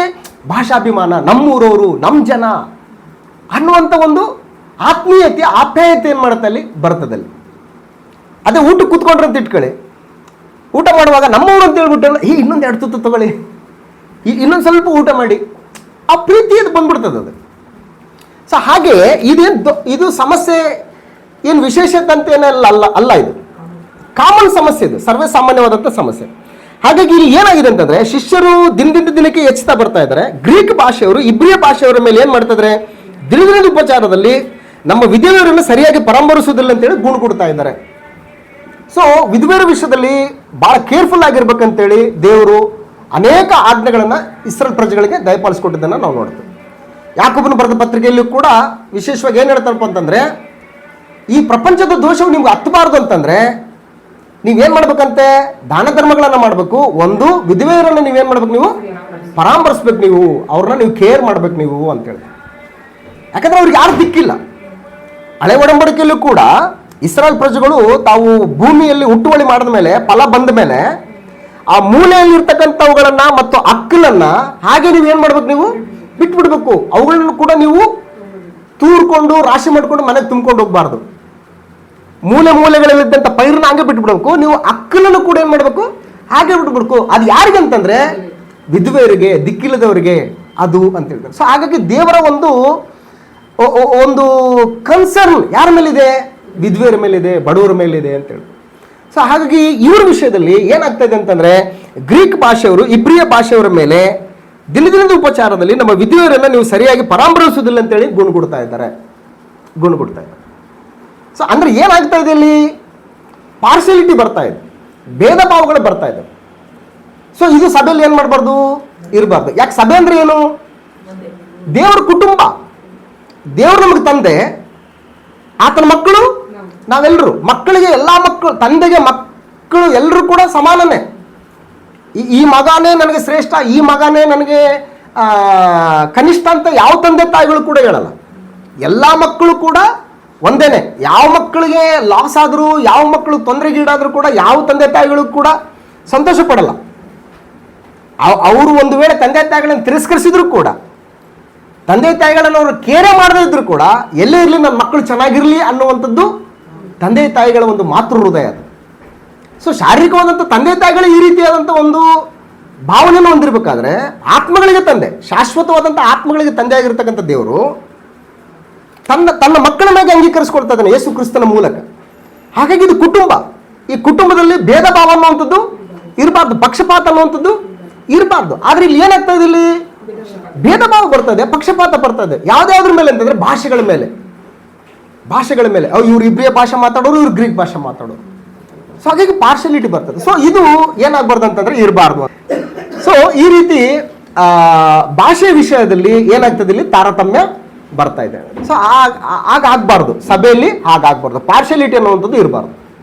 ಪ್ರಸ್ತುತ ಸಭೆಗಳಲ್ಲಿ ಕೂಡ ಏನಾಗಿರ್ಬೇಕಂತಂದ್ರೆ ಒಂದೇ ಭಾವನೆ ಇರಬೇಕು, ಒಂದೇ ಉದ್ದೇಶ ಇರಬೇಕು, ನಾವೆಲ್ಲರೂ ಒಂದೇ ಅನ್ನುವಂಥದ್ದು ಇರಬೇಕು. ಅದಕ್ಕೆ ಕೊರಿಂಥ ಸಭೆಯಲ್ಲಿ ಇದೇ ರೀತಿಯಾದಂಥ ಸಮಸ್ಯೆಯಲ್ಲಿ ಬರ್ತಾ ಇದೆ.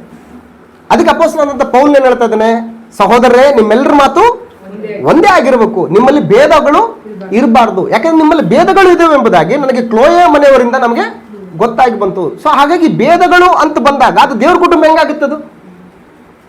ದೇವ್ರ ಕುಟುಂಬ ಆಗಲ್ಲ, ಅದು ಲೌಕಿಕವಾದಂಥ ಕುಟುಂಬ ಆಗುತ್ತೆ, ಲೌಕಿಕವಾದಂಥ ಸಭೆ ಆಗುತ್ತೆ. ಸೊ ಹಾಗಾಗಿ ಮಾನವನ ಆಲೋಚನೆಗಳಿಗೆ, ಮಾನವನ ಅಭಿಪ್ರಾಯಗಳಿಗೆ ದೇವರ ಕುಟುಂಬದಲ್ಲಿ, ದೇವರ ಸಭೆಯಲ್ಲಿ ಅವಕಾಶ ಇಲ್ಲ. ದೇವರ ಆಲೋಚನೆಗಳೇ, ದೇವರ ನಿಯಮಗಳೇ, ದೇವರ ಕಟ್ಟಳೆಗಳೇ, ದೇವರ ಆಲಯದಲ್ಲಿ, ದೇವರ ನಿವಾಸದಲ್ಲಿ ನಿಯಮಗಳು. ಹಾಗಾಗಿ ಇಲ್ಲಿರ್ತಕ್ಕಂಥ ಪ್ರಜೆಗಳು ಹೇಗಿರ್ಬೇಕಂತಂದ್ರೆ ಭೇದ ಭಾವಗಳಿರಬಾರ್ದು ಅವ್ರ ಹತ್ರ. ಯಾಕೆ ಭೇದ ಭಾವ ಇರಬಾರ್ದು ಅಂತಂದ್ರೆ, ಗಲಾತ್ಯದವರಿಗೆ ಬರೆದ ಪತ್ರಿಕೆ 3ನೇ ಅಧ್ಯಾಯ 27ನೇ ವಚನದಲ್ಲಿ, ಕ್ರಿಸ್ತನಲ್ಲಿ ಸೇರುವುದಕ್ಕೆ ದೀಕ್ಷಾ ಸ್ನಾನ ಮಾಡಿಸಿಕೊಂಡಂತಹ ನೀವೆಲ್ಲರೂ ಕೂಡ ಒಂದೇ, ನೀವು ಒಂದೇ. ಇಲ್ಲಿ ಸ್ತ್ರೀ ಆಗಲಿ, ಪುರುಷ ಆಗಲಿ, ಗ್ರೀಕನಾಗಲಿ, ಯಹೂದ್ಯನಾಗಲಿ, ಗಂಡಾಗಲಿ, ಹೆಣ್ಣಾಗಲಿ ಅನ್ನುವಂಥ ಭೇದ ಭಾವ ಇಲ್ಲ ಅಂತೇಳಿ ಈ ವಚನ ನಮಗೆ ತಿಳಿಸ್ತದೆ. ಗಲಾತ್ಯದವರಿಗೆ ಬರೆದ ಪತ್ರಿಕೆ 3ನೇ ಅಧ್ಯಾಯ 27ನೇ ವಚನದಲ್ಲಿ, ಕ್ರಿಸ್ತನಲ್ಲಿ ಸೇರುವುದಕ್ಕೆ ದೀಕ್ಷಾ ಸ್ನಾನ ಮಾಡಿಸಿಕೊಂಡಿರುವ ನೀವೆಲ್ಲರೂ ಕ್ರಿಸ್ತನನ್ನು ಧರಿಸಿಕೊಂಡ್ರಿ. ನೀವೆಲ್ಲರೂ ಕ್ರಿಸ್ತ ಯೇಸುವಿನಲ್ಲಿ ಒಂದೇ ಆಗಿರುವುದರಿಂದ ಯಹೂದ್ಯನೂ ಗ್ರೀಕನು ಎಂದು, ಆಳು ಒಡೆಯ ಎಂದು, ಗಂಡು ಹೆಣ್ಣು ಎಂದು ಭೇದವಿಲ್ಲ ಅಂತ ಹೇಳ್ತಾನೆ. ಸೊ ಹಾಗಾಗಿ ರಕ್ಷಣೆ ಅನ್ನುವಂಥದ್ದು ಈಕ್ವಲ್, ಎಲ್ರಿಗೂ ಈಕ್ವಲ್. ದೇವರು ದಯಪಾಲಿಸುವಂಥ ರಕ್ಷಣೆ ಅನ್ನುವಂಥದ್ದು ಜಾತಿಗಳಾಗ್ಲಿ, ಮೇಲಾಗ್ಲಿ, ಕೀಳಾಗ್ಲಿ, ಗಂಡಾಗ್ಲಿ, ಹೆಣ್ಣಾಗ್ಲಿ, ಯಹೂದ್ಯನಾಗ್ಲಿ, ಗ್ರೀಕನಾಗ್ಲಿ, ಇವುಗಳ ಮೇಲೆ ರಕ್ಷಣೆ ಡಿಪೆಂಡ್ ಇಲ್ಲ. ರಕ್ಷಣೆ ಅನ್ನುವಂಥದ್ದು ದೇವರ ಉಚಿತಾರ್ಥವಾದಂಥ ಒಂದು ಕೊಡುಗೆ. ಅದು ಎಲ್ರಿಗೂ ಕೂಡ ಏನಾಗಿದೆ, ಅದು ಸರಿ ಸಮಾನ.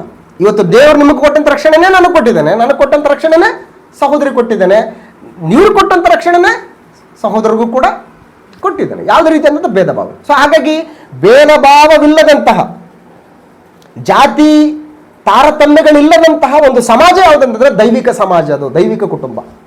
ಆ ಕುಟುಂಬದಲ್ಲಿ ಏನಾಗ್ತಾ ಇದೆ ಅಂತಂದ್ರೆ ಇಲ್ಲಿ ಭಾಷಾ ಭೇದಗಳು ಬರ್ತಾ ಇದ್ದಾವೆ, ಮೇಲು ಕೀಳೆನ್ನುವಂಥವು ಬರ್ತಾ ಇದ್ದಾವೆ. ಸೊ ಹಾಗಾಗಿ ಈ ರೀತಿಯಾದಂಥ ಸಮಸ್ಯೆ ಎದುರಾದಂಥ ಸಂದರ್ಭದಲ್ಲಿ ಈ ಒಂದು ಸಮಸ್ಯೆ ಯಾರಿಗೆ ಮುಟ್ತದೆ? ಅಪೊಸ್ತಲರಿಗೆ ಮುಟ್ತದೆ. ಅಪೊಸ್ತಲರಿಗೆ ಮುಟ್ಟಿದಾಗ 2ನೇ ವಚನದಲ್ಲಿ, ಆಗ 12 ಮಂದಿ ಅಪೊಸ್ತಲರು ಶಿಷ್ಯ ಮಂಡಳಿಯನ್ನು ಕೂಡಿಸಿ, ಶಿಷ್ಯ ಮಂಡಳಿ ಮೀನ್ಸ್ ಚರ್ಚ್. ಅಪೊಸ್ತಲ ಕೃತ್ಯ 11ನೇ ಅಧ್ಯಾಯಕ್ಕೆ ಬರೋವರೆಗೂ ಕೂಡ ಶಿಷ್ಯರು ಅಂತೇಳಿ ಅವ್ರನ್ನ ಕರಿತಾ ಇದ್ರು. ಅಪೊಸ್ತಲ ಕೃತ್ಯ 11ನೇ ಅಧ್ಯಾಯದಲ್ಲಿ ಏನಂತಂದ್ರೆ ಮೊಟ್ಟ ಮೊದಲನೇದಾಗಿ ಅಂತ್ಯೋಕ್ಯದಲ್ಲಿರ್ತಕ್ಕಂಥ ಶಿಷ್ಯರಿಗೆ ಕ್ರೈಸ್ತರೆಂಬ ಹೆಸರು ಅಲ್ಲಿ ಬರ್ತದೆ. ಅಲ್ಲಿವರೆಗೂ ಕೂಡ ಶಿಷ್ಯರೇ ಸಭೆ ಅಂತಂದ್ರೆ ಶಿಷ್ಯ ಮಂಡಳಿಯನ್ನು ಕೂಡಿಸಿ ಅವ್ರು ಹೇಳ್ತಾರೆ, ಏನ್ ಹೇಳ್ತಾರೆ? ನಾವು ದೇವರ ವಾಕ್ಯೋಪದೇಶವನ್ನು ಬಿಟ್ಟು ಉಪಚಾರ ಮಾಡುತ್ತಿರುವುದು ತಕ್ಕದಲ್ಲವಲ್ಲ. ಬರೀ ಇದೇ ಸಮಸ್ಯೆ ಕೇಳ್ಕೊಂಡು ಇದರಲ್ಲೇ ನಾವು ಟೈಮ್ ಸ್ಪೆಂಡ್ ಮಾಡೋದು ಅದು ಒಳ್ಳೇದಲ್ಲ. ಯಾಕಂದ್ರೆ ಬಹಳ ಮುಖ್ಯವಾದದ್ದು ಏನಪ್ಪ ಅಂತಂದ್ರೆ ಸರ್ವಲೋಕಕ್ಕೂ ಸುವಾರ್ತೆ ಏನಾಗಬೇಕು, ಅದು ಸಾರಲ್ಪಡಬೇಕು. ಪ್ರತಿಯೊಬ್ಬರು ಕೂಡ ರಕ್ಷಣೆಯನ್ನ ಹೊಂದ್ಕೋಬೇಕು, ಯಾರೊಬ್ಬರು ಕೂಡ ನಾಶ ಆಗ್ಬಾರ್ದು. ಇದು ದೇವರ ಒಂದು ಇಂಪಾರ್ಟೆಂಟ್ ಪ್ಲಾನ್, ಇದು ಮೇನ್ ಇಂಪಾರ್ಟೆಂಟ್. ಸೊ ಇದನ್ನ ನಾವು ಬಿಟ್ಬಿಟ್ಟು ಅವ್ರು ನಮ್ಮನ್ನು ಸರಿ ನೋಡ್ತಾ ಇಲ್ಲ, ಇವ್ರು ನಮ್ಮನ್ನು ಸರಿ ನೋಡ್ತಾ ಇಲ್ಲ, ಅವರಿಗೆ ಮೇಲ್ಮೇಲೆ ತಿಳಿ ಸಾರಾಗ್ತಾ ಇದ್ದಾರೆ, ನಮಗೆ ಒಳಗೆ ಗಟ್ಟಿ ಸಾರಾಗ್ತಾ ಇದ್ದಾರೆ, ಅವರಿಗೆ ಮೊಸರು ಕೇಳಿದ್ರೆ ಗಟ್ಟಿ ಮೊಸರು ಆಗ್ತಾ ಇದ್ದಾರೆ, ನಮಗೆ ನೀರು ಮೊಸರು ಆಗ್ತಾ ಇದ್ದಾರೆ. ಇದೇ ತಾನೇ ಉಪಚಾರದಲ್ಲಿ ನಮಗೆ ಸರಿಯಾಗಿ ಮಾಡ್ತಾರೆ. ಗುಣಗುಟ್ಟದ ಇದೆ ಅಂತಾನೆ. ಗುಣಗುಟ್ಟದ ಅಂದ್ರೆ ಏನು? ಈಗಲೂ ಇದೆ. ಸೊ ಇದು ಸಭೆಯಲ್ಲಿ ಇರಬಾರ್ದು, ಹೊರಗಡೆ ಇರಲಿ, ಲೋಕದಲ್ಲಿ ಇರಲಿ, ಸಭೆಯಲ್ಲಿ ಇರಬಾರ್ದು. ಇದು ಸಭೆಯಲ್ಲಿ ಇರಬಾರ್ದು. ಇವತ್ತು ಇನ್ನೊಂದು ಸ್ವಲ್ಪ ಸೀರಿಯಸ್ ಆಗಿ ಆಲೋಚನೆ ಮಾಡಿದ್ರೆ, ಕೆಲವೊಂದು ಸಭೆಗಳಲ್ಲಿ ಊಟದ ವಿಷಯದಲ್ಲೇ ಸಭೆಗಳು ಹೊರದೋಗ್ತಾ ಇದ್ದಾವೆ. ಊಟದ ವಿಷಯದಲ್ಲೇ ಯಾವುದೋ ಫೆಲೋಶಿಪ್ ಮೀಲ್ಸ್ ಅಂತೇಳಿ ನಾವು ಅರೇಂಜ್ಮೆಂಟ್ ಮಾಡುವಂಥ ಸಂದರ್ಭದಲ್ಲಿ ಅವ್ರಿಗೆ ಮಾತ್ರ ಚೆನ್ನಾಗಿರೋ ಪೀಸ್ಗಳಾಗ್ತಾರೆ, ನಮಗೆ ಮಾತ್ರ ಏನು ಹಾಕಲ್ಲ, ನಮಗೆ ಮಾತ್ರ ಬರೀ ರೈಸ್ ಹಾಕ್ತಾರೆ, ಅವ್ರಿಗೆ ಮಾತ್ರ ಚೆನ್ನಾಗಿ ಟ್ರೀಟ್ ಮಾಡ್ತಾರೆ, ನಮಗೆ ಟ್ರೀಟ್ ಮಾಡಲ್ಲ. ಈ ಊಟದ ವಿಚಾರದಲ್ಲಿ ಏನಾಗ್ತದೆ ಅಂತಂದ್ರೆ ಸಭೆಗಳು ಹೊರದೋಗ್ತಾ ಇದ್ದೇವೆ, ಭಿನ್ನ ಭಾವಗಳು ಬರ್ತಾ ಇದ್ದಾವೆ, ಪಕ್ಷಭೇದಗಳು ಬರ್ತಾ ಇದ್ದಾವೆ. ಸೊ ಇದು ಪರಿಸ್ಥಿತಿ. ಸೊ ಹಾಗಾಗಿ ಇಲ್ಲಿ ಅಪೊಸ್ತಲರು ಏನು ಹೇಳ್ತಾರೆ ಅಂತಂದ್ರೆ, ನಾವು ಮೇನ್ ವಿಷಯ ಏನಿದೆಯೋ ಅದ್ರ ಬಗ್ಗೆ ನಾವು ಕಾನ್ಸಂಟ್ರೇಷನ್ ಮಾಡಬೇಕು ಹೊರತಾಗಿ ಉಣ್ಣೋದು ತಿನ್ನೋದು ದೇವರ ರಾಜ್ಯ ಅಲ್ಲ. ದೇವರ ರಾಜ್ಯವು ತಿನ್ನುವುದು ಕುಡಿಯುವುದು ಅಲ್ಲ, ನೀತಿಯು ಸಮಾಧಾನವು ಪವಿತ್ರಾತ್ಮನಿಂದ ಉಂಟಾಗುವಂತಹ ಆನಂದವೂ ಆಗಿದೆ ಅಂತ ಹೇಳ್ತಾನೆ. ಸಭೆ ಅಂದ್ರೆ ಇದು ಮೇನ್ ಆಗಬೇಕಾದ ಕೆಲಸ. ಬಟ್ ಇಲ್ಲಿ ಏನಾಗ್ತದೆ ಅಂತಂದ್ರೆ ಟ್ರ್ಯಾಕ್ ಬೇರೆ ಕಡೆ ಹೋಗ್ತಾ ಇದೆ, ಅಳಿ ತಪ್ತಾ ಇದೆ. ಹಾಗಾಗಿ ಇದನ್ನು ಸರಿಪಡಿಸ್ಕೊಂತ ಕೂತ್ಕೊಂಡು ನಾವು ಮಾಡಬೇಕಾದಂಥ ಕೆಲಸನ ಪೆಂಡಿಂಗ್ ಇಟ್ಕೊಂಡ್ರೆ ಸರ್ವಲೋಕಕ್ಕೂ ಸುವಾರ್ತೆ ಸಾರೋದು ಹೇಗೆ? ಯೇಸು ಕ್ರಿಸ್ತನ ಅವ್ರಿಗೆ ಏನು ಹೇಳ್ತಾನೆ ಅಂತಂದ್ರೆ, 1ನೇ ಅಧ್ಯಾಯದಲ್ಲಿ ಏನು ಹೇಳ್ತಾ ಇದ್ದಾನೆ? 8ನೇ ವಚನದಲ್ಲಿ, ಅಪೊಸ್ತಲರ ಕೃತ್ಯಗಳ ಪುಸ್ತಕ 1ನೇ ಅಧ್ಯಾಯ 8ನೇ ವಚನದಲ್ಲಿ, ಆದ್ರೆ ಪವಿತ್ರಾತ್ಮ ನಿಮ್ಮ ಮೇಲೆ ಬರಲು ನೀವು ಬಲವನ್ನು ಹೊಂದಿ ಯೆರೂಸಲೇಮಿನಲ್ಲಿಯೂ ಎಲ್ಲ ಯೂದಾಯ ಸಮಾರ್ಯ ಸೀಮೆಗಳಲ್ಲಿಯೂ ಭೂಲೋಕದ ಕಟ್ಟ ಕಡೆಯವರೆಗೂ ನನಗೆ ಏನಾಗಿರ್ಬೇಕು ನೀವು ಅಂದ್ರೆ, ಭೂಲೋಕದ ಕಟ್ಟ ಕಡೆ ಹೋಗ್ಬೇಕು ಅಂತಂದ್ರೆ ಈಗ ಎಲ್ಲಿದ್ದಾರೆ ಇವರು? ಯೆರೂಸಲೇಮಿನಲ್ಲೇ ಇದ್ದಾರೆ. ಇನ್ನು ಅದನ್ನ ದಾಟಿ ಇನ್ನು ಮುಂದಕ್ಕೆ ಹೋಗ್ತಾ ಇಲ್ಲ. 6ನೇ ಅಧ್ಯಾಯ ಬರೋಷ್ಟೊಳಗಡೆ ಸುಮಾರು ದಿವಸಗಳು ಕಳೆದೋಗಿದ್ದಾವೆ. ಬರೀ ಒಂದು 2-3 ದಿವಸ ಆಗಿದ್ದ ಅಂತ ಅಲ್ಲ, ಸುಮಾರು ದಿವಸಗಳು ಕಳೆದೋಗ್ಬಿಟ್ಟಿದ್ದಾವೆ. ಇವ್ರು ಇನ್ನು ಎಲ್ಲಿದ್ದಾರೆ? ಯೆರೂಸಲೇಮಿನಲ್ಲೇ ಇದ್ದಾರೆ. ಯೆರೂಸಲೇಮ್ ಆದ್ಮೇಲೆ ನೆಕ್ಸ್ಟ್ ಯೂದಾಯಕ್ಕೆ ಹೋಗ್ಬೇಕು, ಯೂದಾಯ ಆದ್ಮೇಲೆ ಮತ್ತೆ ಸಮಾರ್ಯಕ್ಕೆ ಹೋಗ್ಬೇಕು, ಸಮಾರ್ಯ ಆದ್ಮೇಲೆ ಲೋಕದ ಕಟ್ಟ ಕಡೆಗೋರ್ಗೆ ಹೋಗ್ಬೇಕು. ಇವ್ರು ಇಲ್ಲೇ ಕೂತಿದ್ದಾರೆ, ಬರೀ ಇದೇ ಸಮಸ್ಯೆ ನೋಡ್ಕೊಂಡು ಕೂತ್ಕೊಳ್ಳೋಣ ನಾವು. ಸೊ ಇದು ತಕ್ಕದ್ದಲ್ಲ. ಮೇನ್ ಕೆಲಸ ಏನಿದೆ ಅದ್ರ ಬಗ್ಗೆ ನಾವು ಕಾನ್ಸಂಟ್ರೇಷನ್ ಮಾಡ್ತೀವಿ. ಈ ರೀತಿ ಹಿಂಗೆ ಆಗ್ಬಾರ್ದು ಸಮಸ್ಯೆ. ಅದಕ್ಕೂ ಕೂಡ ಒಂದು ಪರಿಹಾರನ ಯೋಚನೆ ಮಾಡೋಣ. ಆದ್ರೆ ಮೇನ್ ಮುದ್ದೆ ಯಾವುದನ್ನುವಂಥದ್ದನ್ನ ಅಪೊಸ್ತಲರು ತೋರಿಸ್ಬಿಟ್ಟು ಏನ್ ಹೇಳ್ತಾರೆ ಅಂತಂದ್ರೆ 2ನೇ ವಚನದಲ್ಲಿ, ಆಗ 12 ಮಂದಿ ಅಪೊಸ್ತಲರು ಶಿಷ್ಯ ಮಂಡಳಿಯನ್ನು ಕೂಡಿಸಿ, ನಾವು ದೇವರ ವಾಕ್ಯೋಪದೇಶವನ್ನು ಬಿಟ್ಟು ಉಪಚಾರ ಮಾಡುತ್ತಿರುವುದು ತಕ್ಕದ್ದಲ್ಲವಲ್ಲ. ಆದ್ದರಿಂದ ಸಹೋದರರೇ, ಸಂಭಾವಿತರು, ಪವಿತ್ರಾತ್ಮ ಭರಿತರು, ಜ್ಞಾನ ಸಂಪನ್ನರು ಆಗಿರುವ 7 ಮಂದಿಯನ್ನು ನಿಮ್ಮೊಳಗಿಂದ ನೋಡಿ ಆರಿಸಿಕೊಳ್ಳ್ರಿ, ಅವರನ್ನು ಈ ಕೆಲಸದ ಮೇಲೆ ನೇಮಿಸುವೆವು. ನಾವಾದರೂ ಪ್ರಾರ್ಥನೆಯನ್ನು ವಾಕ್ಯೋಪದೇಶವನ್ನು ಮಾಡುವುದರಲ್ಲಿ ನಿರತರಾಗಿರುವೆವು ಅಂತ ಹೇಳ್ತಾ ಇದ್ದಾನೆ. ಹಾಗಾಗಿ ನಮ್ಮ ಕೆಲಸ ಏನು ಅನ್ನುವಂಥದ್ದನ್ನ ಆತನು ಸ್ಪೆಸಿಫಿಕ್ ಆಗಿ ಒತ್ತಿ ಹೇಳ್ತಾ ಇದ್ದಾನೆ. ಹಾಗಾಗಿ ಈ ಸಮಸ್ಯೆನೂ ಕೂಡ ಇದೆ. ಈ ಸಮಸ್ಯೆಗೆ ಪರಿಹಾರನೂ ಕೂಡ ಏನ್ ಮಾಡ್ತದೆ ಅಲ್ಲಿ ಪವಿತ್ರಾತ್ಮನು ತೋರಿಸ್ತಾ ಇದ್ದಾನೆ ಅಪೊಸ್ತಲರ ಮೂಲಕವಾಗಿ. ನಿಮ್ಮಲ್ಲಿ ಜ್ಞಾನ ಸಂಪನ್ನರು ಯಾರು, ಆಮೇಲೆ ಸಂಭಾವಿತರು ಯಾರು, ಪವಿತ್ರಾತ್ಮ ಭರಿತರು, 3 ಕ್ಯಾರೆಕ್ಟರ್ಗಳು ನೋಡ್ತಾ ಇದ್ದೀವಿ ನಾವು. 3 ಕ್ಯಾರೆಕ್ಟರ್ ಏನದು? ಒಂದದ್ದು ಸಂಭಾವಿತರು. ಸಂಭಾವಿತರು ಅಂತಂದ್ರೆ ಈ ಕೆಲಸನ ಮೇಂಟೈನ್ ಮಾಡೋದಕ್ಕೆ ಅವ್ರಿಗೆ ಎಬಿಲಿಟಿ ಇರಬೇಕು ಅಂತ, ಅರ್ಹತೆ ಇರಬೇಕು ಅಂತ. ಲೀಡರ್ ಈಸ್ ಅ ಫೆಸಿಲಿಟೇಟರ್ ಅಂತ ಹೇಳ್ಬಿಟ್ಟು ಇಂಗ್ಲಿಷ್ ಅಲ್ಲಿ ಒಂದು ವರ್ಡ್ ಇದೆ. ಎಲ್ಲರೂ ಲೀಡರ್ ಆಗಕ್ಕಾಗಲ್ಲ. Leader is a facilitator. Leader ಅಂತಂದ್ರೆ ಅವರುಗಳಿಗೆ ಸೌಕರ್ಯಗಳನ್ನು ಒದಗಿಸುವಂತ ಆತನು. ನಾಯಕನು ಅಂತಂದ್ರೆ ಅವರ ಬಲಹೀನತೆಗಳಲ್ಲಿ ಅವ್ರ ಜೊತೆಗಿದ್ದುಕೊಂಡು ಗುರಿ ಮುಟ್ಟಿಸುವುದರಲ್ಲಿ ತಾನು ಮುಂಚೂಣಿಯಲ್ಲಿ ಇದ್ದುಕೊಂಡು ಅವ್ರನ್ನ ಏನ್ ಮಾಡೋ ಗುರಿ ಮುಟ್ಟಿಸ್ಬೇಕು. ಅವನು ನಾಯಕ ಅಂತಂದ್ರೆ ಎಲ್ಲರೂ ನಾಯಕರಾಗಕ್ಕಾಗಲ್ಲ. ಸೊ ಹಾಗಾಗಿ ಸಭೆ ಏನಾಗಿದೆ ಅಂದ್ರೆ ಸಂಖ್ಯೆಯಲ್ಲಿ ದಿನದಿಂದ ದಿನಕ್ಕೆ ಬೆಳೀತಾ ಇದೆ. ಎಷ್ಟು ಲೆಕ್ಕಕ್ಕೆ ನೋಡೋಣ, ಹೆಚ್ಚು ಕಡಿಮೆ 5,000 ಜನ, ಅದೊಂದು 3,000 ಜನ ಅಂತಂದ್ರೆ 5 3 8 ಅಂತಂದ್ರೆ ಹೆಚ್ಚು ಕಡಿಮೆ ಒಂದು 9,000 ಜನ ಅಂತ ಇಟ್ಕೊಳ್ಳಿ. 9,000 ಜನರನ್ನ ಹೆಂಗ್ ಮೇಂಟೈನ್ ಮಾಡಬೇಕು? ಮೇಂಟೈನ್ ಮಾಡೋದನ್ನು ಅಷ್ಟು ಸುಲಭದ ಕೆಲಸ ಅಲ್ಲ ಅದು. ಅದರಲ್ಲಿ ಬರೀ ವಾಕ್ಯ ಹೇಳಿ ಬಿಟ್ಬಿಡ್ತೀನಿ ಅಂತಂದ್ರೆ ಅದು ಬೇರೆ ಕಥೆ. ಅದು ಊಟ ಹಾಕ್ಬೇಕು ಅಂತಂದ್ರೆ ತರಕಾರಿ ತರೋರು ಯಾರು, ಹೆಚ್ಚೋರು ಯಾರು, ಸಿಲಿಂಡರ್ ಖಾಲಿ ಐತನ್ನೋರು ಯಾರು, ಒಲೆ ಉರಿತಾ ಇಲ್ಲ ಅನ್ನೋರು ಯಾರು, ಎಣ್ಣೆ ಖಾಲಿ ಆಯ್ತನ್ನೋರು ಯಾರು, ಎಷ್ಟು ಮೇಂಟೈನ್ ಮಾಡ್ಬೇಕಂತ. ಬೆಳಿಗ್ಗೆ ನಾಷ್ಟಕ್ಕೆ ಇದು ಮಾಡಿದ್ವಿ, ನಾಳೆ ಮಧ್ಯಾಹ್ನಕ್ಕೆ ಊಟಕ್ಕಿದು, ರಾತ್ರಿಗೆ ಊಟಕ್ಕಿದು. ಯಾಕಂದ್ರೆ ಇವ್ರು ಯಾರು ಅಂತಂದ್ರೆ ಬೇರೆ ಬೇರೆ ದೇಶಗಳಿಂದ ಏನ್ ಮಾಡಿದ್ರು ಇವರು ಬಂದ್ಬಿಟ್ಟಿದ್ದಾರೆ, ಬಂದಲ್ಲೇ ಉಳ್ಕೊಂಡ್ಬಿಟ್ಟಿದ್ದಾರೆ. ಆಮೇಲೆ ಇನ್ನೊಂದು ಏನಂತಂದ್ರೆ ಅಲ್ಲಿ ಲೋಕಲ್ ಇರ್ತಕ್ಕಂಥ ಜನರು ಕೂಡ ತಮ್ಮ ಉಪಜೀವನ ಮಾಡೋಕ್ಕೂ ಕೂಡ ಏನೂ ಇಲ್ಲ, ಆ ರೀತಿ ಕಳ್ಕೊಂಡ್ಬಿಟ್ಟಿದ್ದಾರೆ ಎಲ್ಲ. ಯಾಕಂದ್ರೆ ಇದುವರೆಗೂ ಅವರು ಎಲ್ಲಿದ್ರು? ಯಹೂದ್ಯ ಮತದಲ್ಲಿದ್ರು. ಆ ದೇವಾಲಯನೇ ಆ ಯೆರೂಸಲೇಮಿನಲ್ಲಿ ಮುಖ್ಯ ಕೇಂದ್ರ. ಅದೇ ಸೋರ್ಸಸ್ ಆಫ್ ಇನ್ಕಮ್ ಸೋರ್ಸಸ್ಗೆ ಅದೇ ಇಂಪಾರ್ಟೆಂಟ್. ಈಗ ಅದರಲ್ಲೇ ಅವ್ರು ಕೆಲಸ ಮಾಡ್ತಾ ಇದ್ರು. ಈಗ ಅಲ್ಲಿಂದ ಅವರು ಆಚೆ ಬಂದಾಗ ಅವ್ರು ಯಾರನ್ನ ಇಟ್ಕೊಂತಾರೆ ಕೆಲಸಕ್ಕಲ್ಲಿ? ಸೊ ಹಾಗಾಗಿ ಸದ್ಯಕ್ಕೆ ಇವ್ರ ಜೀವನ ನಡಿಬೇಕಲ್ಲ. ಇದ್ರ ಜೀವನದ ಹೊಣೆ ಹೊತ್ತವ್ರು ಯಾರಂತಂದ್ರೆ ಸಭೆ. ಅವರು ಪರ್ಯಾಯ ವ್ಯವಸ್ಥೆಯನ್ನು ಕಂಡುಕೊಳ್ಳುವವರೆಗೂ ಕೂಡ ಇವರ ದಿನನಿತ್ಯದ ಪೋಷಣೆ ಜವಾಬ್ದಾರಿ ಯಾರ್ತಂದ್ರೆ ಸಭೆದು. ಹಾಗಾಗಿ ಈ ಜವಾಬ್ದಾರಿನ ಅರ್ಥಿರ್ತಕ್ಕಂಥವ್ರು ಏನ್ ಮಾಡ್ತಾ ಇದ್ರು ಅಂತಂದ್ರೆ ತಮಗಿರ್ತಕ್ಕಂಥ ಚರಸ್ಥಿರ ಆಸ್ತಿಗಳನ್ನ ಮಾರಿ ಅಪೊಸ್ತಲರ ಪಾದಗಳಲ್ಲಿ ಬಳಿಯಲ್ಲಿ ಏನ್ ಮಾಡ್ತಾರೆ? ತಂದು ಇಡ್ತಾ ಇದ್ದಾರೆ. ಇದು ಉದ್ದೇಶ. ಸೊ ಹಾಗಾಗಿ ಊಟ ಉಪಚಾರ ಅಂತಕ್ಕಂಥದ್ದು it is not easy work.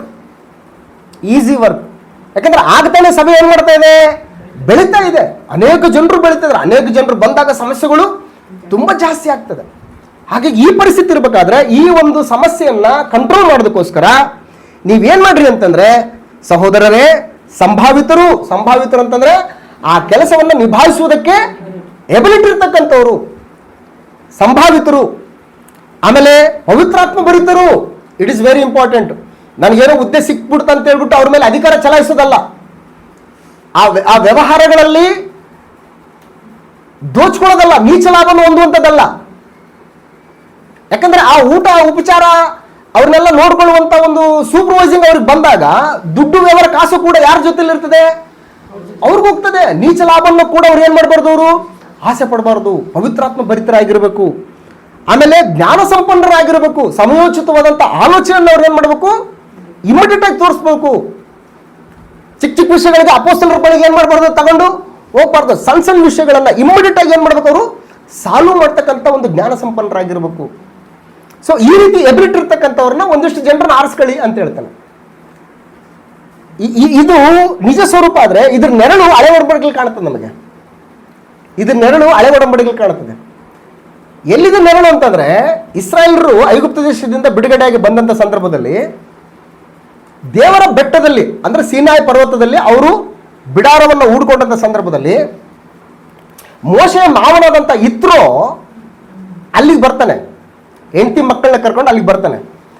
ಬಂದು ನೀವು ಐಗುಪ್ತ ದೇಶದಿಂದ ಬಿಡಿಸ್ಕೊಂಡು ಬಂದಿದ್ದೀರಿ, ದೇವರು ನಿಮ್ಮನ್ನು ಬಿಡುಗಡೆ ಮಾಡಿದ್ದಾನೆ, ದಾರಿಯಲ್ಲಿ ನಿಮ್ಮನ್ನು ಅದ್ಭುತವಾಗಿ ನಡೆಸ್ಕೊಂಡು ಬಂದಿದ್ದಾನೆ, ದೇವರಿಗೆ ಸ್ತೋತ್ರ ಅಂತೇಳಿ ದೇವರಿಗೆ ಕೃತಜ್ಞತೆ ಹೇಳಿಬಿಟ್ಟು ಅವಾಗ ಮಾವ ಮತ್ತು ಅಳಿಯ ಇಬ್ಬರು ಡಿಸ್ಕಷನ್ ಮಾಡ್ತಾರೆ. ದೇವರು ಏನೇನು ಮಾಡ್ದ ಏನೇನಿಲ್ಲ ಅಂತೇಳಿ ಎಲ್ಲ ಡಿಸ್ಕಷನ್ ಮಾಡಿದ್ಮೇಲೆ ಸರಿ ಆಯಿತು ಅಂತೇಳಿ ಆ ಒಂದು ಡೇ ಮುಗಿದೋದ್ಮೇಲೆ ನೆಕ್ಸ್ಟ್ ಡೇ ಮೋಶೆ ಫುಲ್ ಬ್ಯುಸಿ ಆಗಿಬಿಡ್ತಾನೆ. ಆಗಿಬಿಟ್ಟು ಕೂತ್ಕೊಂಡ್ಬಿಡ್ತಾನೆ. ಅವ್ರ ಮಾವ ನೋಡ್ತಾ ಇರ್ತಾನೆ, ಅಬ್ಸರ್ವ್ ಮಾಡ್ತಾ ಇರ್ತಾನೆ. ಬೆಳಗ್ಗೆ ಕೂತು ಸಂಜೆ ಆದ್ರೂ ಕೂಡ ಏನ್ ಮಾಡ್ತಾಯಿಲ್ಲ ಮೋಶೆ ಎದ್ದ ನೀರು ಕೊಡೋಕ್ಕೂ ಪುರುಸೋದಿಲ್ಲ. ಜನ ವಿಪರೀತವಾಗಿ ಬರ್ತಾ ಇದ್ದಾರೆ. ಸಮಸ್ಯೆಗಳು ತಗೊಂಡು ಬರ್ತಾ ಇದ್ದಾರೆ. ಎಲ್ಲಿ ಬರ್ತಾ ಇದ್ದಾರೆ? ನಾಯಕನ ಹತ್ರ ಬರ್ತಾ ಇದ್ದಾರೆ. ಅಯ್ಯೋ ನನ್ಗೆ ಹಂಗಾಯ್ತು, ನನಗೆ ಹಿಂಗಾಯ್ತು, ಅದು ಹಿಂಗಾಯ್ತು, ಇದು ಹಿಂಗಾಯ್ತು, ನನಗೆ ನ್ಯಾಯ ತೀರ್ಸು, ನಾವೇನ್ ಮಾಡ್ಬೇಕು, ಹೆಂಗಿರ್ಬೇಕು, ಎಲ್ಲ ದೇವರ ಧರ್ಮೋಪದೇಶ ನನಗೆ ಹೇಳು ಅಂತೇಳಿ ಎಲ್ಲ ಬಂದಿದ್ದಾರೆ. ಲೈನ್ ನೋಡಿದ್ರೆ ಮುಗಿತಾ ಇಲ್ಲ. ಅದ್ರ ಸಾಲ್ವ್ ಮಾಡೋಕ್ಕೆ ಒಬ್ಬರು ದೊಡ್ಡ ಸಮಸ್ಯೆ ಆಯ್ತು. ಇದು ಇತ್ರೋ ಗಮನಿಸ್ಬಿಟ್ಟು ಕರಿತಾನೆ, ಬಪ್ಪ ಇಲ್ಲಿ ಅಂತೇಳಿ. ಇದು ಯಾಕೋ ನನಗೆ ಸರಿ ಕಾಣ್ತಾ ಇಲ್ಲ, ಇದು ನಾನೊಂದು ಸಜೆಷನ್ ಮಾಡ್ತೀನಿ, ನೀನು ಕೂಡ ಯೋಚನೆ ಮಾಡು, ನಿಮ್ಮ ದೇವ್ರನ್ನೂ ಕೇಳ್ಕೊ, ಅದು ಸರಿ ಅನಿಸಿದ್ರೆ ನೀನು ಮಾಡು ಅಂತ ಹೇಳಿದಾಗ, ಸರಿ ಏನು ಹೇಳ್ರಿ ಮಾಮ ಅಂತಂದಾಗ, ನೋಡಪ್ಪ ಒಂದಿಷ್ಟು ಜನರನ್ನ ಆರಿಸ್ಕೊ, ಸಂಭಾವಿತರನ್ನ, ಜ್ಞಾನ ಸಂಪನ್ನರನ್ನ, ಇವ್ರನ್ನ ಆರಿಸ್ಕೊಂಡು 100 ಜನರ ಮೇಲೆ ಒಬ್ಬರು, 50 ಜನರ ಮೇಲೆ ಒಬ್ಬರು, 10 ಜನರ ಮೇಲೆ ಒಬ್ಬರು, 50 ಜನರ ಮೇಲೆ ಒಬ್ರು ಹೀಗೆ ನೆನೆಸಿದ್ರೆ ನಿನಗೂ ಕೂಡ ಭಾರ ಏನಾಗ್ತದೆ? ಕಡಿಮೆ ಆಗ್ತದೆ. ಅವ್ರಿಗೂ ಕೂಡ ಏನಾಗ್ತದೆ? ಸಮಸ್ಯೆ ಜಲ್ದಿ ತೀರೋಗ್ತದೆ. ಇದು ಸಜೆಷನ್ ಕೊಡ್ತಾನೆ. ಎಲ್ಲಿದೆ ಅದು ಸಂದರ್ಭ? ವಿಮೋಚನ ಕಾಂಡ ಪುಸ್ತಕ 18ನೇ ಅಧ್ಯಾಯದಲ್ಲಿ ಈ ವಿಷಯವನ್ನು ನಾವು ಗಮನಿಸ್ತೀವಿ. ಒಂದ್ಸರಿ ಅದನ್ನ ಮೆಲ್ಕ್ ಹಾಕ್ಬಿಡೋಣ. ವಿಮೋಚನ ಕಾಂಡ ಪುಸ್ತಕ 18ನೇ ಅಧ್ಯಾಯ. ವಿಮೋಚನ ಕಾಂಡ ಪುಸ್ತಕ 18ನೇ ಅಧ್ಯಾಯ 13ನೇ ವಚನದಿಂದ, ಮಾರನೇ ದಿನ ಮೋಶೆ ಜನರಿಗೆ ನ್ಯಾಯ ತೀರಿಸುವುದಕ್ಕಾಗಿ ಕೂತಿರಲು ಪ್ರಾತಃ ಕಾಲದಿಂದ ಸಾಯಂಕಾಲದವರೆಗೂ ಜನರು ಅವನ ಹತ್ತಿರ ನಿಂತಿದ್ದರು ಅಂತ ಹೇಳ್ತಾನೆ. ಎಲ್ಲಿಂದ ಎಲ್ಲಿವರೆಗೆ? ಪ್ರಾತಃ ಕಾಲದಿಂದ ಸಾಯಂಕಾಲದವರೆಗೂ ಕೂಡ ಜನರು ನಿಂತಿದ್ದಾರಂತೆ. ನಿಂತ್ಕೊಳ್ಳೋದು ಎಷ್ಟು ಕಷ್ಟ ಅಂತ ಗೊತ್ತಾ ನಿಮಗೆ? ನಾನು ಬಹಳಷ್ಟು ಅನುಭವಿಸ್ಬಿಟ್ಟಿದ್ದೀನಿ. ನಾನು ಪ್ರತಿ ತಿಂಗಳು ರೇಷನ್ ತಗೊಳಕ್ ಹೋಗ್ತೀವಲ್ಲ, ಮಿನಿಮಮ್ 1 hour to 2 hour ನಿಂತ್ಕೋತೀನಿ ನಾನು. ಅಷ್ಟು ಲೈನ್ ಇರ್ತದೆ, ಅಷ್ಟು ಲೈನ್. 1 ರಿಂದ 2 ತಾಸು ವೆಯ್ಟ್ ಮಾಡ್ತೀನಿ, ನಿಂತ್ಕೊಂಡೇ ಇರಬೇಕು. ಆ ಲೈನ್ ಬಿಟ್ಟು ಹೋದಂತ ಇನ್ನೊಬ್ರು ಬಂದು ಬಿಡ್ತಾರೆ, ಆಮೇಲೆ ಅವ್ರು ಲೈನೇ ಬಿಡ್ಕೊಳ್ಳಲ್ಲ.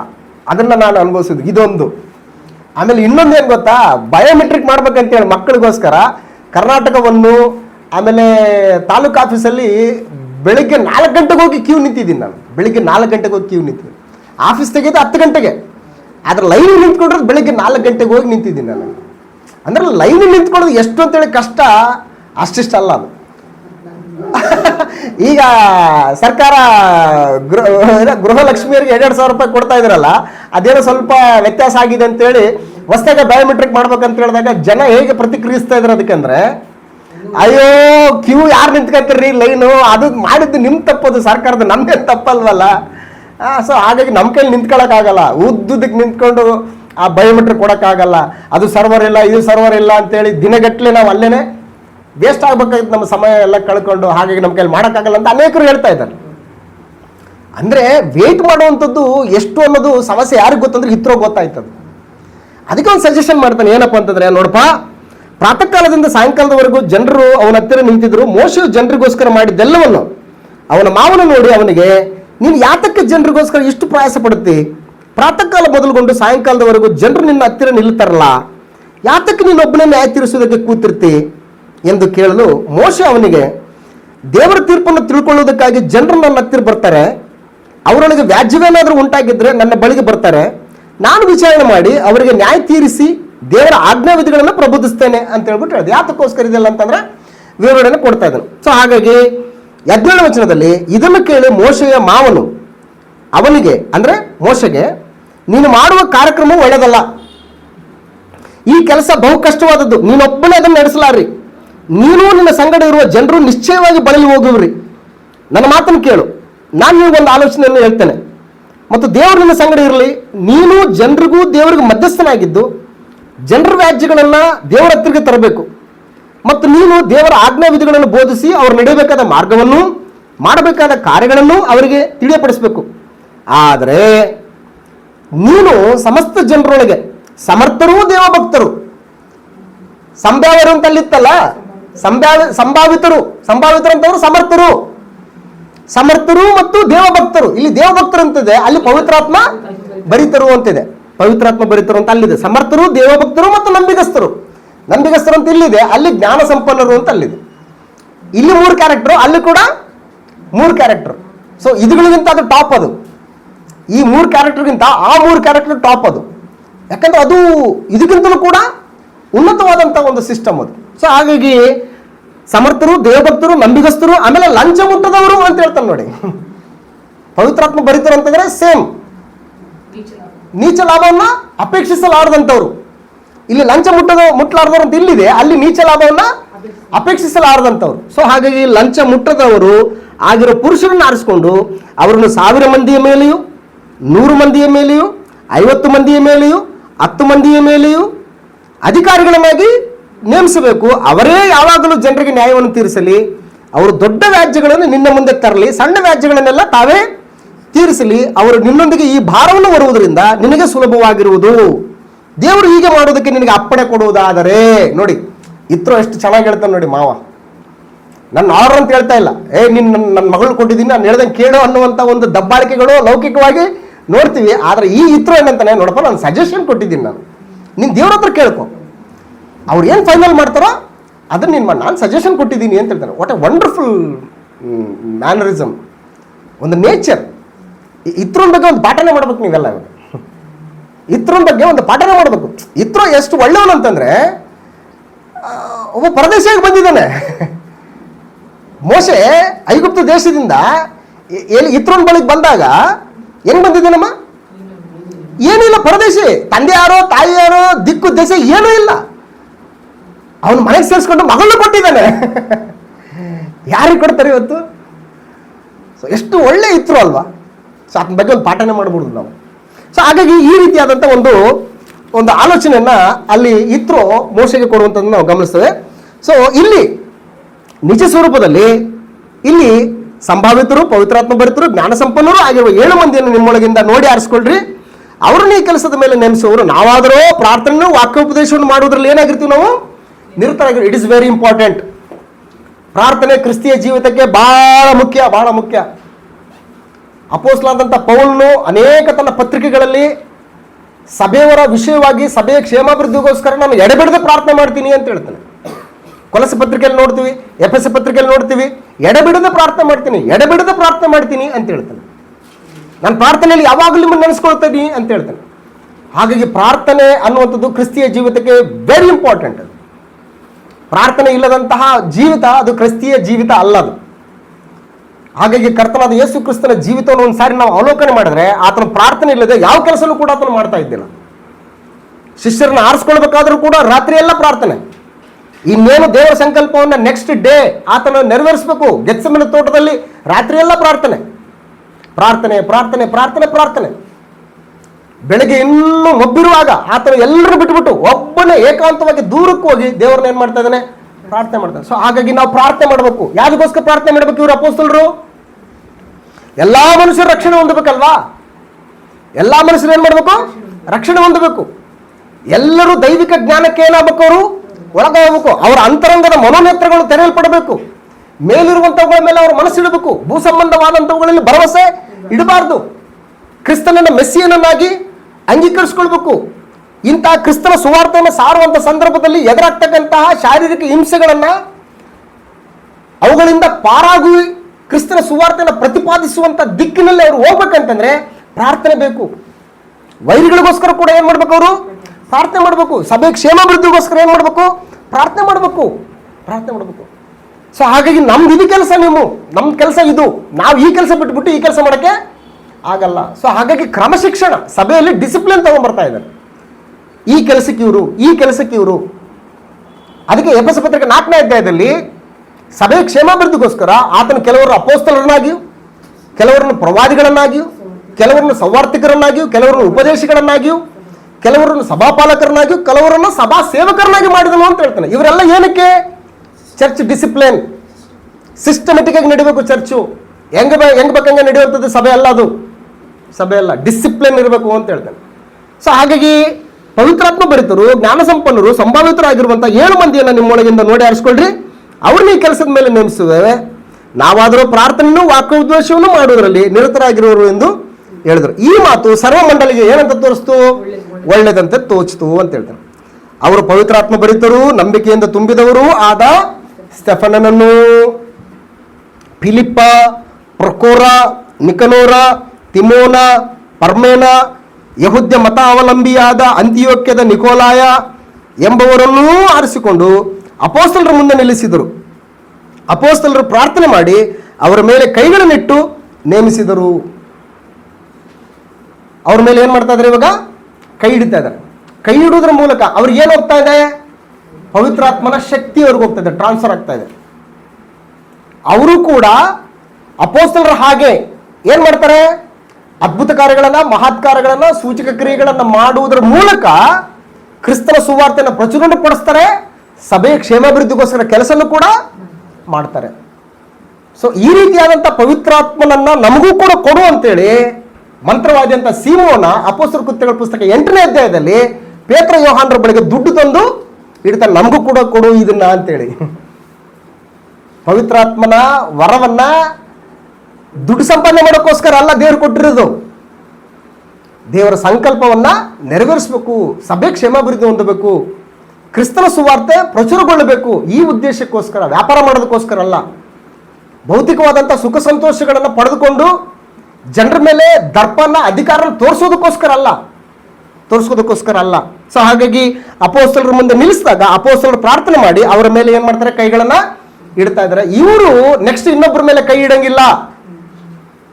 ನಾವು ಓಡ್ಕೊಂಡಿದೀವಲ್ಲ ಅಂತ ಹೇಳ್ಬಿಟ್ಟು ನಾವು ಕೂಡ ಇನ್ನೊಬ್ಬರ ಮೇಲೆ ಕೈ ಇಟ್ಟು ಇದನ್ನ ಟ್ರಾನ್ಸ್ಫರ್ ಮಾಡ್ತೀವಿ ಅಂತಂದ್ರೆ ಅಲ್ಲಿ ಆಗಲ್ಲ. ಅದಕ್ಕೆ ಅಪೊಸ್ತಲ ಪೌಲನು ತಿಮೋತಿಗೆ ಹೇಳ್ತಾನೆ, ಅಪ್ಪಿ ಯಾರ ಮೇಲೆ ಆದ್ರೆ ಕೈ ಇಟ್ಟಿಯೇ, ಕೈ ಇಡಬೇಡ ನೀನು ಅಂತ ಹೇಳ್ತಾನೆ. ಅದು ನಿನಗೆ ಮಾತ್ರ ಮುಗಿತಷ್ಟೇನೆ, ನೆಕ್ಸ್ಟ್ ಅಲ್ಲಿಂದ ಕಡೆ ಇಲ್ಲ ಅಂತೇಳಿ. ಸೊ ಹಾಗಾಗಿ ಈ ಕೆಲಸಕ್ಕೆ ನೇಮಿಸೋದಕ್ಕೋಸ್ಕರ ಪವಿತ್ರಾತ್ಮ ಭರಿತರು, ಜ್ಞಾನ ಸಂಪನ್ನರು, ಸಂಭಾವಿತರಾಗಿರ್ತಕ್ಕಂಥ 7 ಮಂದಿಯನ್ನು ಆರಿಸ್ಕೊಳ್ಳುವಾಗ ಅವರನ್ನ ಈ ಕೆಲಸದ ಮೇಲೆ ನೇಮಿಸ್ತಾನೆ. 7ನೇ ವಚನದಲ್ಲಿ, ಮತ್ತು ದೇವರ ವಾಕ್ಯವು ಪ್ರಬಲವಾಯಿತು, ಶಿಷ್ಯರ ಸಂಖ್ಯೆಯು ಯೆರೂಸಲೇಮಿನಲ್ಲಿ ಬಹಳವಾಗಿ ಹೆಚ್ಚುತ್ತಾ, ಇಲ್ಲಿ ಕೌಂಟ್ ಇಲ್ಲ ನೋಡಿ, ಮೊದಲು 3,000, ಆಮೇಲೆ 5,000, ನೆಕ್ಸ್ಟ್ ಕೌಂಟೇ ಇಲ್ಲ. ಅಂದ್ರೆ ಕೌಂಟ್ ಮಾಡಕ್ ಆಗಲ್ಲ ಅಂತ. ಅನ್ಕೌಂಟಬಲ್. ಶಿಷ್ಯರ ಸಂಖ್ಯೆ ಏನಾಯ್ತು ಅಲ್ಲಿ? ಬಹಳವಾಗಿ ಅಂಡರ್ಲೈನ್ ಮಾಡ್ಕೋಬೇಕು, ಬಹಳವಾಗಿ ಹೆಚ್ಚುತ್ತಾ ಬಂತು. ಬಹಳ ವಿಶೇಷವಾಗಿ ಏನಂತಂದ್ರೆ ಯಾಜಕರಲ್ಲಿಯೂ ಬಹುಜನರು ಕ್ರಿಸ್ತ ನಂಬಿಕೆಗೆ ಏನಾಗ್ತಾ ಇದರಲ್ಲಿ ಒಳಗಾಗ್ತಾ ಇದ್ದಾರೆ. ಈ ರೀತಿ ಸಭೆ ಏನಾಗ್ತಾ ಇದೆ ಅಲ್ಲಿ ಬೆಳೀತಾ ಹೋಗ್ತಾ ಇದೆ. ಸೊ ಹಾಗಾಗಿ 6ನೇ ಅಧ್ಯಾಯದಲ್ಲಿ ಬಹಳ ಮುಖ್ಯವಾಗಿ ನಾವು ಏನು ಗಮನಿಸ್ತೀವಿ ಅಂತಂದ್ರೆ ಚರ್ಚ್ ಡಿಸಿಪ್ಲಿನ್ ಅನ್ನ ನಾವು ಗಮನಿಸ್ತೇವೆ. ಸೊ ಸಮಸ್ಯೆ ಬಂದಿದೆ, ಆಕ್ಚುಲಿ ಸಮಸ್ಯೆ ಬರಬಾರ್ದು, ಸಮಸ್ಯೆ ಬಂದಿದೆ, ಆ ಸಮಸ್ಯೆನ ಹೇಗೆ ಪರಿಹರಿಸಬೇಕು ಅನ್ನುವಂಥದ್ರ ಪವಿತ್ರಾತ್ಮನ ಸಹಾಯದ ಮೂಲಕ ಅಪೊಸ್ತಲರು ಆ ಸಮಸ್ಯೆಗೆ ಪರಿಹಾರವನ್ನು ಕಂಡುಕೊಂಡು ಆ ಮೂಲಕ ತಾವು ದೇವರ ರಾಜ್ಯದ ವ್ಯಾಪ್ತಿಗೋಸ್ಕರ ಕ್ರಿಸ್ತನ ಸುವಾರ್ತೆಯನ್ನು ಪ್ರಚುರಪಡಿಸುವುದರಲ್ಲಿ ಪ್ರಾರ್ಥನೆಗಳಲ್ಲಿ ತಮ್ಮನ್ನು ತಾವು ತೊಡಗಿಸಿಕೊಂಡಿದ್ದನ್ನು ನಾವು ಗಮನಿಸ್ತೇವೆ. ಇದರಲ್ಲಿ ಬಹಳ ಮುಖ್ಯವಾಗಿ 6ನೇ ಅಧ್ಯಾಯದಲ್ಲಿ ಸ್ಟೆಫನನ್ನು ಹೈಲೈಟ್ ಆಗ್ತಾ ಇದ್ದಾನೆ. ಸ್ಟೆಫನನ್ನು ಹೈಲೈಟ್ ಆದಂಥ ಸಂದರ್ಭದಲ್ಲಿ ಆತನು ಏನು ಮಾಡ್ತಾ ಇದ್ದಾನೆ ಅಂತಂದ್ರೆ ದೇವರ ಕೃಪೆಯಿಂದಲೂ ಬಲದಿಂದಲೂ ತುಂಬಿದವನಾಗಿ ಜನರಲ್ಲಿ ಮಹಾ ಅದ್ಭುತ ಕಾರ್ಯಗಳನ್ನು ಸೂಚಕ ಕಾರ್ಯಗಳನ್ನು ಮಾಡುತ್ತಾ ಇದ್ದನು. ಸೂಚಕ ಕಾರ್ಯಗಳು ಅದ್ಭುತ ಕಾರ್ಯಗಳು ಏನಕ್ಕೆ? ವಾಕ್ಯವನ್ನು ದೃಢಪಡಿಸುವುದಕ್ಕೆ. ಈಗ ಅನೇಕ ಹಳೆ ಒಡಂಬಡಿಕೆಯಲ್ಲಿ ನ್ಯಾಯಸ್ಥಾಪಕರ ಪುಸ್ತಕದಲ್ಲಿ ನಿಜವಾಗಿ ದೇವರು ನನ್ನನ್ನು ಕರೆದಿದ್ದಾನ ಅನ್ನೋದಕ್ಕೆ ನಮಗೆ ಗುರ್ತು ಕೊಡು ಅಂತ ಕೇಳೋರು. ಈಗ ಮೋಶೆನು ಕೂಡ ಏನಂತಾನೆ ಹೇಳಿ, ಮೋಶೆಯು ಕೂಡ ನೀನು ನನ್ನನ್ನು ಕರೆದಿದ್ದಿ, ನನ್ನನ್ನು ನೇಮಿಸಿದ್ದಿ, ಫರೋನ ಬಳಿಗೆ ಹೋಗ್ಬೇಕು ಅಂತಂದ್ರೆ ನನಗೂ ಕೂಡ ಕೆಲವೊಂದು ಗುರುತುಗಳು ಬೇಕು. ಅದಕ್ಕೆ ನಿನ್ನ ಕೈಯನ್ನು ಏನು ಮಾಡಿ ನೀನು ಉಡಿಲಲ್ಲಿ ಹಾಕು, ಏನಾಗ್ತದೆ? ಗುರುತು. ಸೊ ಹಾಗಾಗಿ ದೇವರು ತನ್ನನ್ನು ತಾನು ಪ್ರತ್ಯಕ್ಷಪಡಿಸ್ಕೊಳ್ತಾ ಇದ್ದಾನೆ. ಹಾಗೆ ಅಪೊಸ್ತಲರ ಮೂಲಕ ಅದ್ಭುತ ಕಾರ್ಯಗಳನ್ನು ಸೂಚಕ ಕಾರ್ಯಗಳನ್ನು ಮಾಡುವುದರ ಮೂಲಕ ಅವರ ಮಾತುಗಳಿಗೆ ಏನು ಮಾಡ್ತಾ ಇದ್ರಲ್ಲಿ ಸಾಕ್ಷಿ ಕೊಡ್ತಾ ಇದ್ದಾನೆ. ಹೌದು, ಇವ್ರ ಮಾತು ನಂದೇ ಅಂತೇಳಿ ಅದಕ್ಕೆ ಅಟೆಸ್ಟೆಡ್ ಮಾಡ್ತಾ ಇದ್ದಾನೆ. ಅಟೆಸ್ಟೆಡ್ ಅಂದ್ರೆ ಅರ್ಥ ಆಯ್ತಲ್ವಾ? ಅಟೆಸ್ಟೆಡ್ ಅಂತಂದ್ರೆ ಈಗ ಫಾರ್ ಎಕ್ಸಾಂಪಲ್ ನಮ್ದು ಡಾಕ್ಯುಮೆಂಟ್ಸ್ ಇದೆ ಅಂತ ಇಟ್ಕೊಳ್ಳಿ, ಡಾಕ್ಯುಮೆಂಟ್ಸ್ಗಳು ಆ BO ಆಫೀಸರ್ ಇಂದ ಗೆಜೆಟೆಡ್ ಆಫೀಸರ್ಸ್ ಇಂದ ಏನ್ ಮಾಡ್ಬೇಕು, ಅವಳಿಗೆ ಸೀಲು ಸೈನ್ ಹಾಕ್ಬೇಕು. ಅಂದ್ರೆ ಈ ಡಾಕ್ಯುಮೆಂಟ್ಸ್ಗಳು ಒರಿಜಿನಲ್, ಇದು ಫೇಕ್ ಅಲ್ಲ ಅನ್ನುವಂಥದ್ದು ಏನ್ ಮಾಡ್ತಾರೆ ಅವರು ಗೆಜೆಟೆಡ್ ಆಫೀಸರ್ಸ್ಗಳು? ದೃಢಪಡಿಸ್ತಾರೆ ಇದು ಒರಿಜಿನಲ್ಲು, ಇವ್ರ ವ್ಯಕ್ತಿ ನಮಗೆ ಗೊತ್ತು, ಈ ವ್ಯಕ್ತಿ ನಮ್ಮ ದೇಶದ ಪ್ರಜೆ ಅಂತೇಳಿ ಅಟೆಸ್ಟೆಡ್. ಸೊ ಅದೇ ರೀತಿಯಾಗಿ ಅಪೊಸ್ತಲರ ಮೂಲಕ ಅದ್ಭುತ ಕಾರ್ಯಗಳು ಸೂಚಕ ಕಾರ್ಯಗಳನ್ನು ಮಾಡುವುದರ ಮೂಲಕ ದೇವರು ಏನ್ ಮಾಡ್ತಾನೆ ಅಂತಂದ್ರೆ ಅವರ ಮಾತಿಗೆ ಅಟೆಸ್ಟೆಡ್ ಮಾಡ್ತಾ ಇದ್ದಾನೆ. ಇಲ್ಲಿ ಈ ಅದ್ಭುತ ಕಾರ್ಯಗಳು ಸೂಚಕ ಕಾರ್ಯಗಳು ಏನಪ್ಪಾ ಅಂತಂದ್ರೆ ಕ್ರಿಸ್ತನನ್ನ ಪ್ರಚುರಪಡಿಸೋದಕ್ಕೆ, ಕ್ರಿಸ್ತ ನಡೆಗೆ ಅನೇಕರನ್ನ ಏನ್ ಮಾಡ್ಬೇಕು, ಅವರ ಆಲೋಚನೆಗಳನ್ನ ಅಬೌಟ್ ಟರ್ನ್ ಈ ಕಡೆ ತಿರುಗಿಸ್ಬೇಕು. ಈಗ ಇದ್ದಕ್ಕಿದ್ದಂಗೆ ಪಕ್ಕದ ಮನೇಲಿ ಬಡ ಬಡ್ಕೊಂಡ್ರೆ ಅಂತ ಇಟ್ಕೊಳ್ಳಿ, ಇಲ್ಲಿ ಯಾರು ಕೂತ್ಕೋತೀವಿ ನಾವು? ಇಲ್ಲಿ ಯಾರು ಕೂತ್ಕೊಳ್ಳಿ, ಏನಾಯ್ತು ರೆಡಿ ನೋಡೋಣ ಅಂತ ಹೇಳ್ಬಿಟ್ಟು ಎಲ್ಲಿ ಹೋಗ್ತೀವಿ ನಾವು? ಈಗ ಬರ್ರಿ ಅಂತ ಕರೆದ್ರೆ ಯಾರು ಹೋಗ್ತೀವಿ? ಸುಮ್ಮನೆ ನಾರ್ಮಲ್ ಆಗಿ ಅಯ್ಯೋ ಬನ್ನಿ ಇಲ್ಲಿ ಅಂತಂದ್ರೆ ಯಾರು ಹೋಗಲ್ಲ. ಅದೇ ಚೀರ್ಕೊಂಡ್ಬಿಟ್ರು, ಅರ್ಚ್ಕೊಂಡ್ಬಿಟ್ರು, ಕಿರ್ಚಿ ಹೊಡ್ಬಿಟ್ರು ಅಂತಂದ್ರೆ ಅಯ್ಯೋ ಏನಾಯ್ತು ನೋಡೋಣ ನಡಿ ಅಂತ ಹೇಳಿದ್ರು. ಸೊ ಹಂಗೆ ಅದ್ಭುತ ಕಾರ್ಯಗಳು ಸೂಚಕ ಕಾರ್ಯಗಳು ಏನಂತಂದ್ರೆ ಜನರ ಮೈಂಡ್ ಏನ್ ಮಾಡ್ಬೇಕು, ಈ ಕಡೆ ತಿರುಗಿಸ್ಬಿಟ್ಟು ಕ್ರಿಸ್ತನ ಸುವಾರ್ತೆನ ಹೇಳೋದ್ರ ಮೂಲಕ ಈ ಅದ್ಭುತ ಕಾರ್ಯಗಳು ಯಾರ ಕೈಲೂ ಮಾಡೋಕ್ಕಾಗಲ್ಲ. ಸೊ ಹಾಗಾಗಿ ದೇವರೇ ಇವ್ರ ಮೂಲಕ ಏನ್ ಮಾಡ್ತಾ ಇದ್ದಾನೆ, ಮಾಡಿಸಿ ಇವ್ರ ಮಾತು ಟ್ರೂ ಅಂತೇಳಿ ಏನ್ ಮಾಡ್ತಾ ಇದ್ದಾನೆ, ಅಲ್ಲಿ ಅನುಮೋದನೆ ಕೊಡ್ತಾ ಇದ್ದಾನೆ. ಸೊ ಈ ರೀತಿಯಾದಂಥ ಉದ್ದೇಶ ಅದ್ಭುತ ಕಾರ್ಯಗಳು ಸೂಚಕ ಕಾರ್ಯಗಳಿಗೆ ಇರ್ತಕ್ಕಂಥದ್ದು.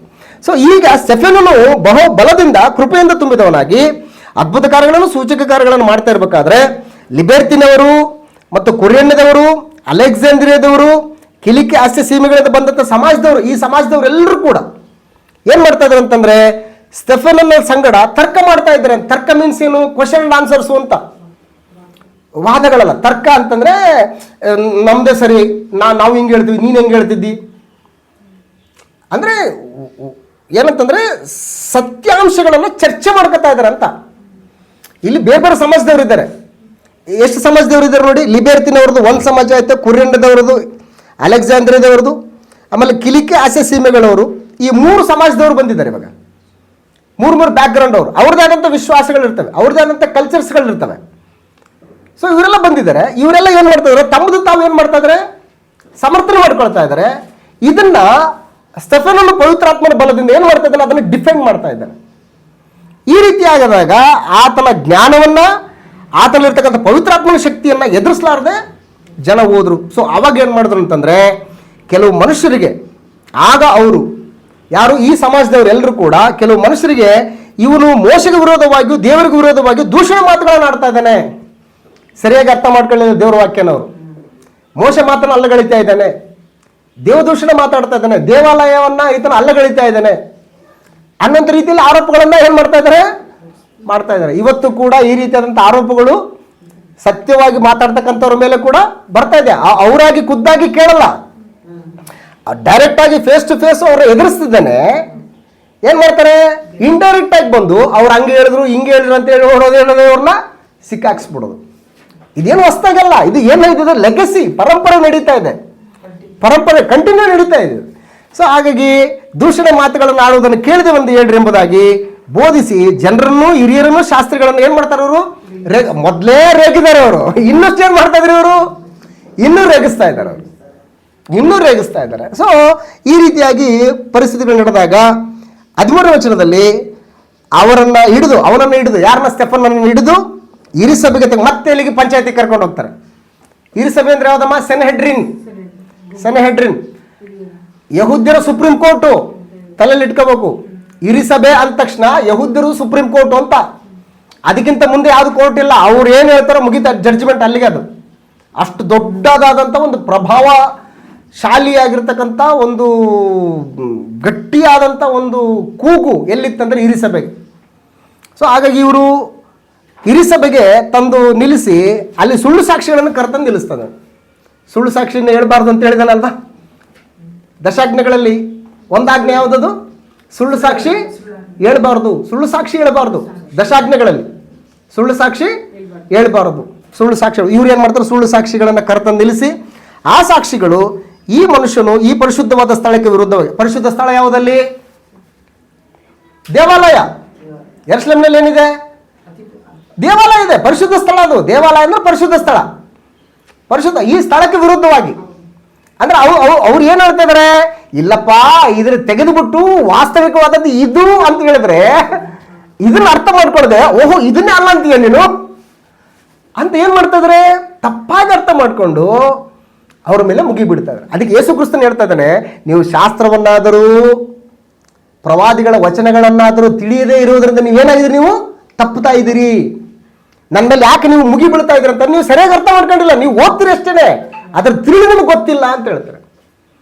ಅದು ಪರಿಸ್ಥಿತಿಯಲ್ಲಿ ಅಂದ್ರೆ ಅವ್ರ ಕಣ್ಣು ಮುಚ್ಚಿಬಿಟ್ಟಿದ್ದಾವೆ. ಅವ್ರಿಗೆ ಮನೋನೇತ್ರಗಳು ಬೆಳಗಿದ್ರೇ ಆತ್ಮ ಸಂಬಂಧವಾದಂಥ ಚಿಂತನೆಗಳು ಬರ್ಲಿಕ್ಕೆ ಸಾಧ್ಯ ಹೊರತಾಗಿ ಈ ಮನೋನೇತ್ರಗಳು ಮುಚ್ಚಿಬಿಟ್ಟಿದ್ದಾವೆ. ಬರೀ ಹೊರಗಿನ ಕಣ್ಣುಗಳು ಏನ್ ಮಾಡ್ತದೆ, ಅವ್ರಿಗೆ ಕಾಣ್ತಾ ಇದ್ದಾವೆ. ಸೊ ಹಾಗಾಗಿ ಪರಿಸ್ಥಿತಿಗಳು ಹಿಂಗೆ ನಡೀತಾ ಇರಬೇಕಾದ್ರೆ ಅಲ್ಲಿ ಆತನನ್ನ ನ್ಯಾಯ ಪಂಚಾಯತಿಯಲ್ಲಿ ಕರ್ಕೊಂಬಂದು ನಿಲ್ಲಿಸಿ ಸುಳ್ಳು ಸಾಕ್ಷಿಗಳನ್ನು ಆತನಿಗೆ ವಿರೋಧವಾಗಿ ಹೇಳಿಸಿ